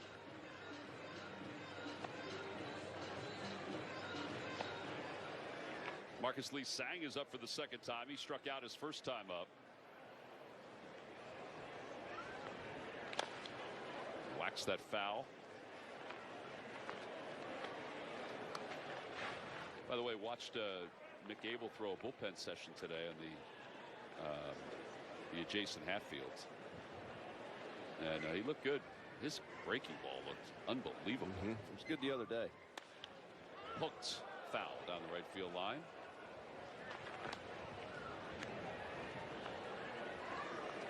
You saw him in the game on Sunday.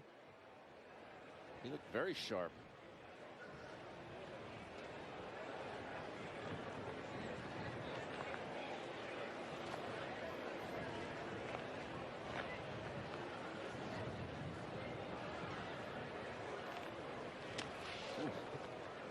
Get out of the way of that one.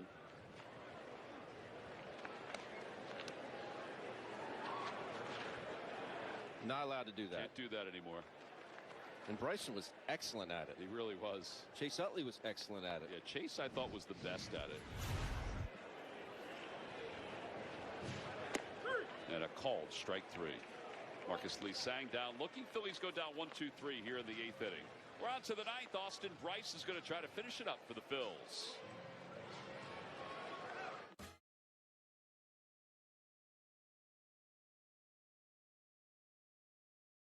Is brought to you by Toyota. Toyota is the #1 retail brand for electrified vehicles. 23 years in a row. Find yours at Toyota.com. Toyota, let's go places. By the Xfinity 10G network. The future starts now. By Citizens, official bank of the Phils. And by Independence Blue Cross. Learn more at IBX.com. Beautiful trip here in Clearwater. It's nice that Wheels allowed that gentleman to use his car. Phillies are on top 7-4. We go to the 9th inning. There's Mr. Spring Training. Walked 18 holes yesterday. How does he do it? I don't know. Here we go. He's about to announce the first batter. He's trying to figure out who it is. Catcher Sebastian Rivero. Way to Well go, done, Wheels. Very proud of you. Austin Bryce is the new pitcher for the Phils. Sebastian Rivero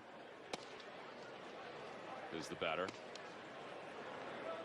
Bet as we wind down another day here in Clearwater, and the Phillies will be on the road tomorrow and then back here on Friday. Friday will be a webcast game with Murph and Kevin Stocker.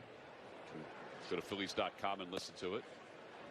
But we also want to send our condolences out to the Holderbaum family. Scott Holderbaum is part of the Phillies security team here at Baycare Ballpark, and his sister Holly, lifelong Phillies fan, United States veteran of Operation Iraqi Freedom.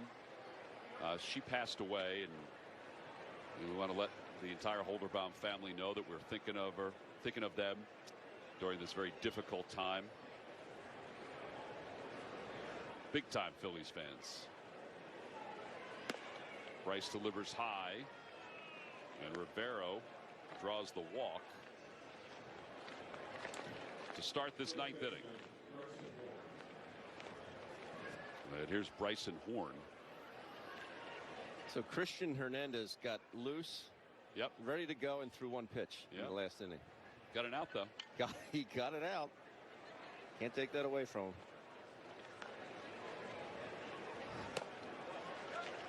Bryce gets Bryson to swing through that first pitch.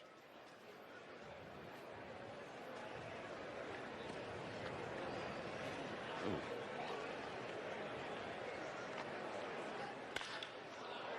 Out to left. That ball's pretty well hit. Going back is Marcus Lee Sang. He's out of room. It's an opposite field home run. And this is a one-run game.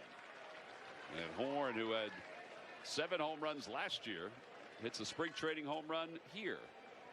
Doesn't try and pull, lets it get deep in the strike zone and uses the elements to his advantage. Pretty good pop going the opposite way on that. No doubt. Good extension.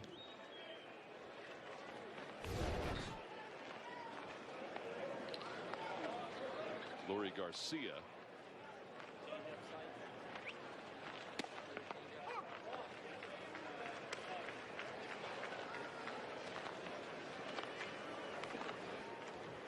Garcia,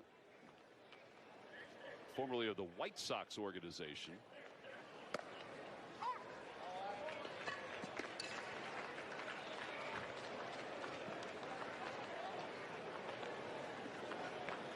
He is now 33 years old.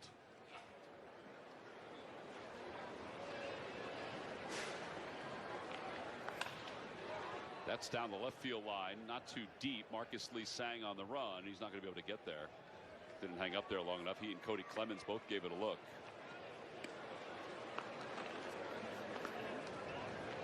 Garcia a little late on that fastball. His best year came in 2021. He hit 267. 2021 and I guess you could say even 2019 with the White Sox. 2019 he played 140 games. 2021 he played 126 games. Back to the box. Bryce has got it. Left side save. 1 out.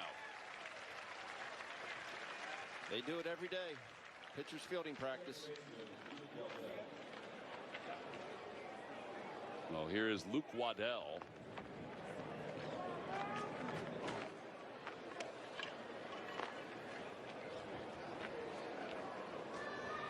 Waddell, a 5th round pick out of Georgia Tech. AA, AAA last year, 275, 8 home runs, 74 runs batted in. Also stole 29 bases. The Techs have been spoken about a lot today. Yes, Texas Tech and Georgia Tech. Yeah. Been mentioned numerous times.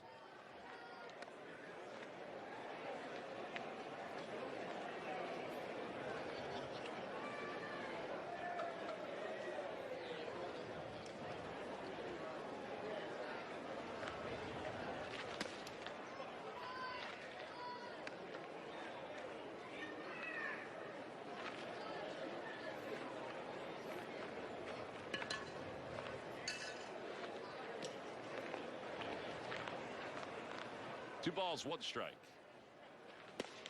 2-2. It's right on by him. Rob Thompson next to him, Mike Calitri, Caleb Cotham.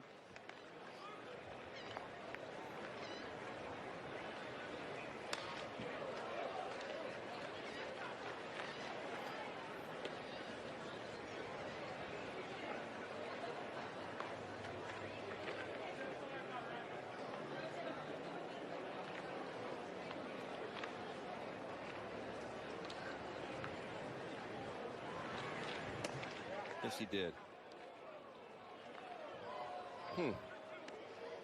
Well, I thought he went. Well,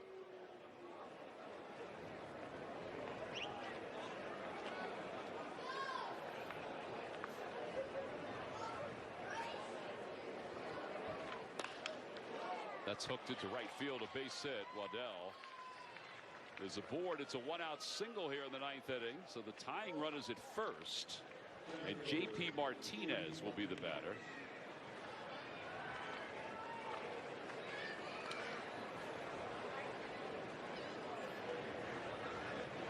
We bet you that he can run, so keep an eye on him. I just want to see Roberts throw again from behind the plate.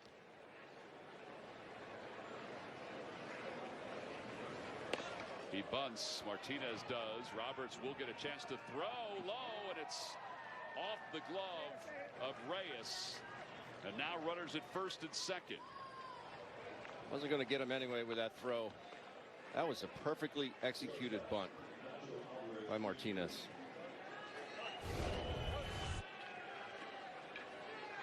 Right off the end of the bat. That is textbook. Watch how he keeps the barrel of the bat up. Doesn't drop it whatsoever. And this just ends up in no man's land. Roberts the only one that can get to it. All his momentum's going back towards that third base bag. It's hard to right the ship if you're the catcher there and get anything on the throw to first base.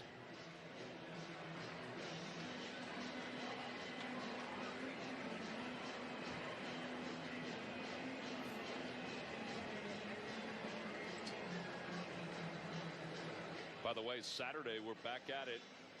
Ben and Scott will be here for the Phils and the Twins. NBC Sports Philadelphia. Who do you have? I have VCU in Richmond. Battle of Richmond. Where? At Richmond? Both schools are in Richmond. Virginia Commonwealth is in Richmond? Yes. I didn't know that. Yeah. I had no idea. You know where their home baseball stadium is, right? Yes. It used to be AAA for the Braves? Yeah. The Richmond Flying Squirrels. I had no idea that Virginia Commonwealth was there. Oh, yeah. Big time rivalry, Ben. Did not know that. Yeah.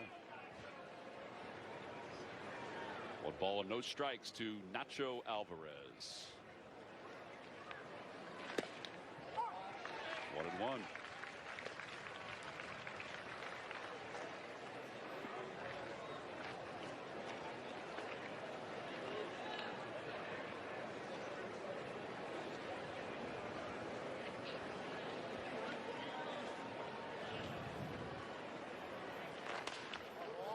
Two.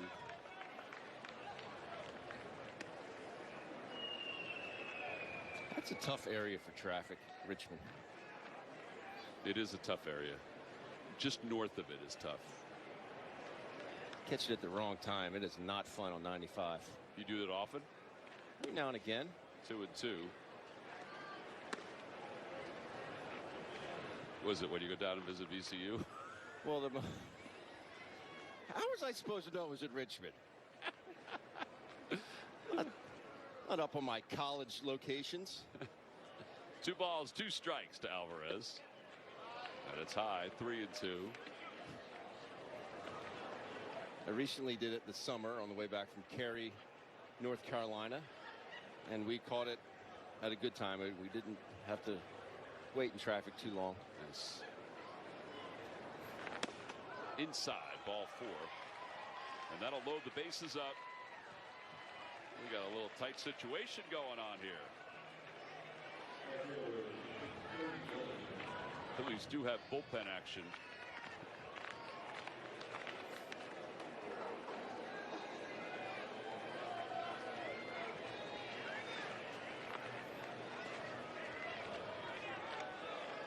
Paxton Thompson getting loose. Paxton Thompson.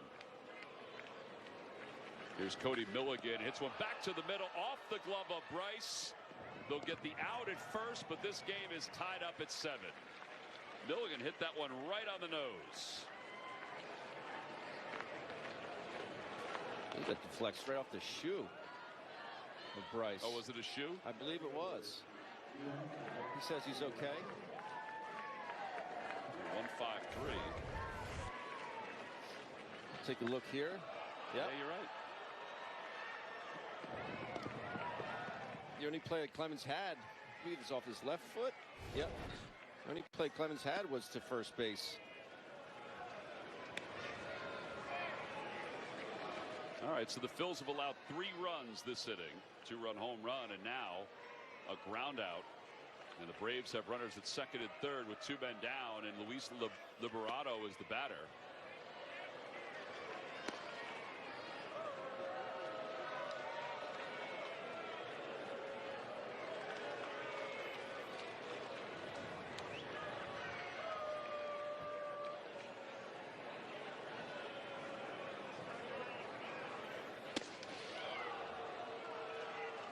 many of those have we had today on both sides? Yeah. I would think this is going to be his last batter. Pitch number 29 coming up.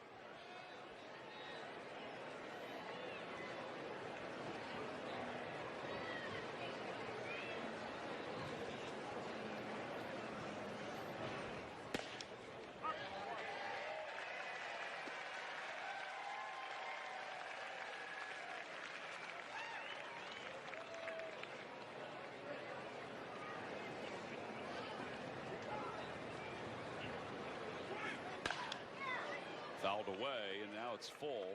3-2.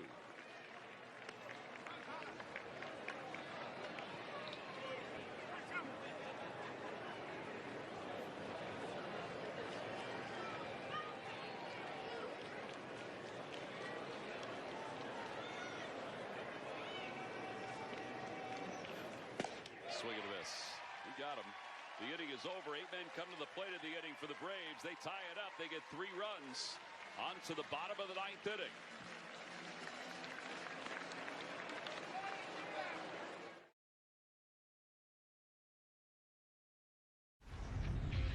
Time now for our Chevrolet players of the game, Ben. JT getting it started here. Long at bat in his first at bat. Second hitter of the game gave the Phils a 1-0 lead. Worked to a full count, and Alec Boehm doing some big time damage. First pitch breaking ball here. Gets full extension. 2-run homer. That played to Bryce Harper. Then he hits a double to right field off the right field fence. Almost snuck one out of here. Alec Boehm swinging it. They are your Chevrolet players of the game.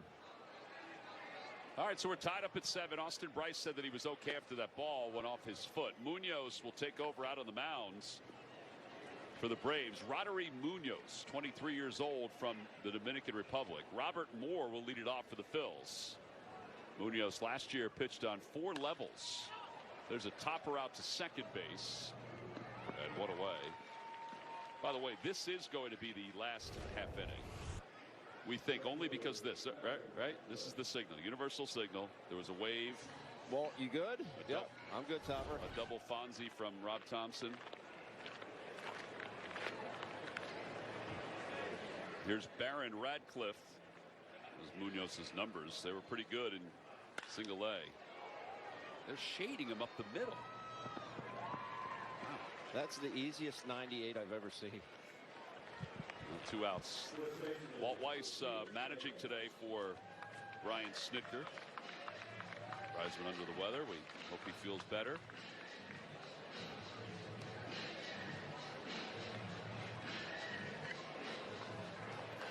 And here's Felix Reyes.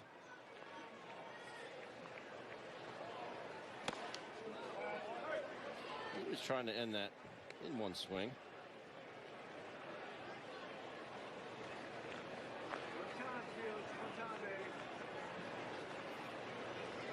He walked his only time up today.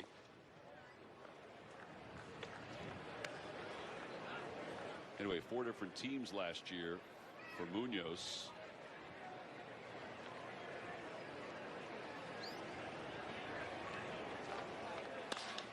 There's a line drive base hit into left field. All right, Phils have a little life going here in the bottom of the 9th inning. Tying a go-ahead run, winning run is at first. That's how you turn around 100. And here comes Cody Clemens. Short swing from the big fella.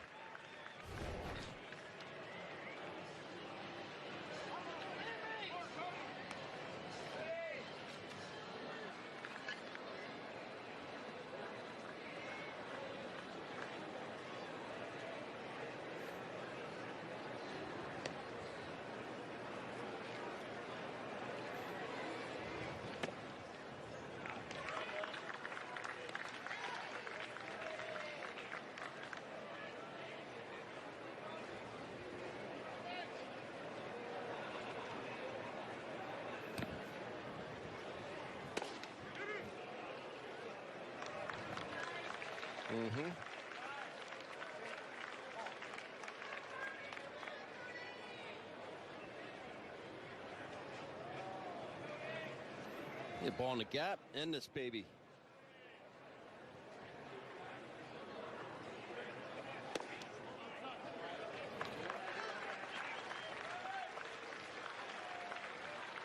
lot of effort there, huh? Nope. I think, as you said too, it's as easy 98 as you'll see.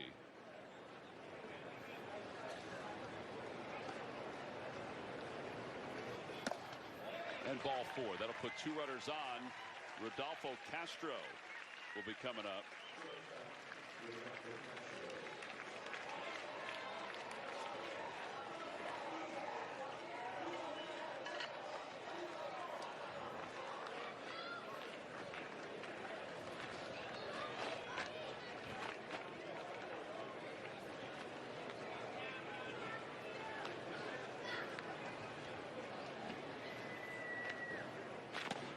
In there for strike. It's 0-1.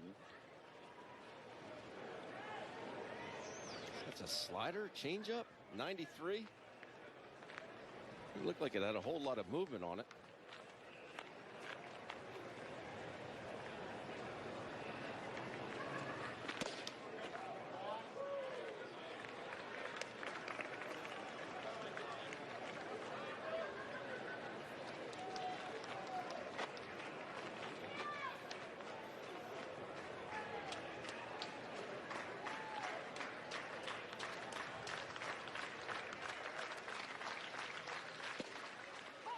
Outside corner, according to Dan Iasonia. Now it's 1-2. Slider. I think it's a slider. Yeah.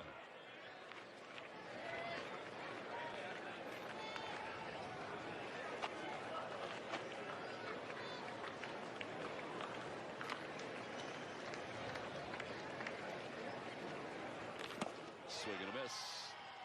And that'll do it. The ball game will end in a 7-7 tie. Phillies and the Braves, the second tie of the spring for the Phils. Walt Weiss giving a little universal signal that this game is over. And as Wheels will come over the loudspeaker, remind fans that they did mention that spring training games can end in a tie. Thank you, Wheels. There you go. 7 runs, 10 hits for the Braves. 7 runs, 11 hits for the Phillies. And for the second time this spring, the Phillies have finished a game in a tie. 7-7, the final score. Our next Phillies broadcast comes your way Saturday afternoon when the Minnesota Twins make their only visit to Baycare Ballpark this spring. 1 o'clock on NBC Sports Philadelphia, or streaming on the NBC Sports app. The senior producer of Phillies baseball, Jeff Halleckman. John DeSangro is our associate producer. And today's director, Nick Marquetta. For Ben Davis and our entire crew here in Clearwater, I'm Tom McCarthy. Thanks for watching, everyone. Phil's tie it 7-7. We'll see you back here Saturday for more Phillies spring training baseball. So long, Wheels.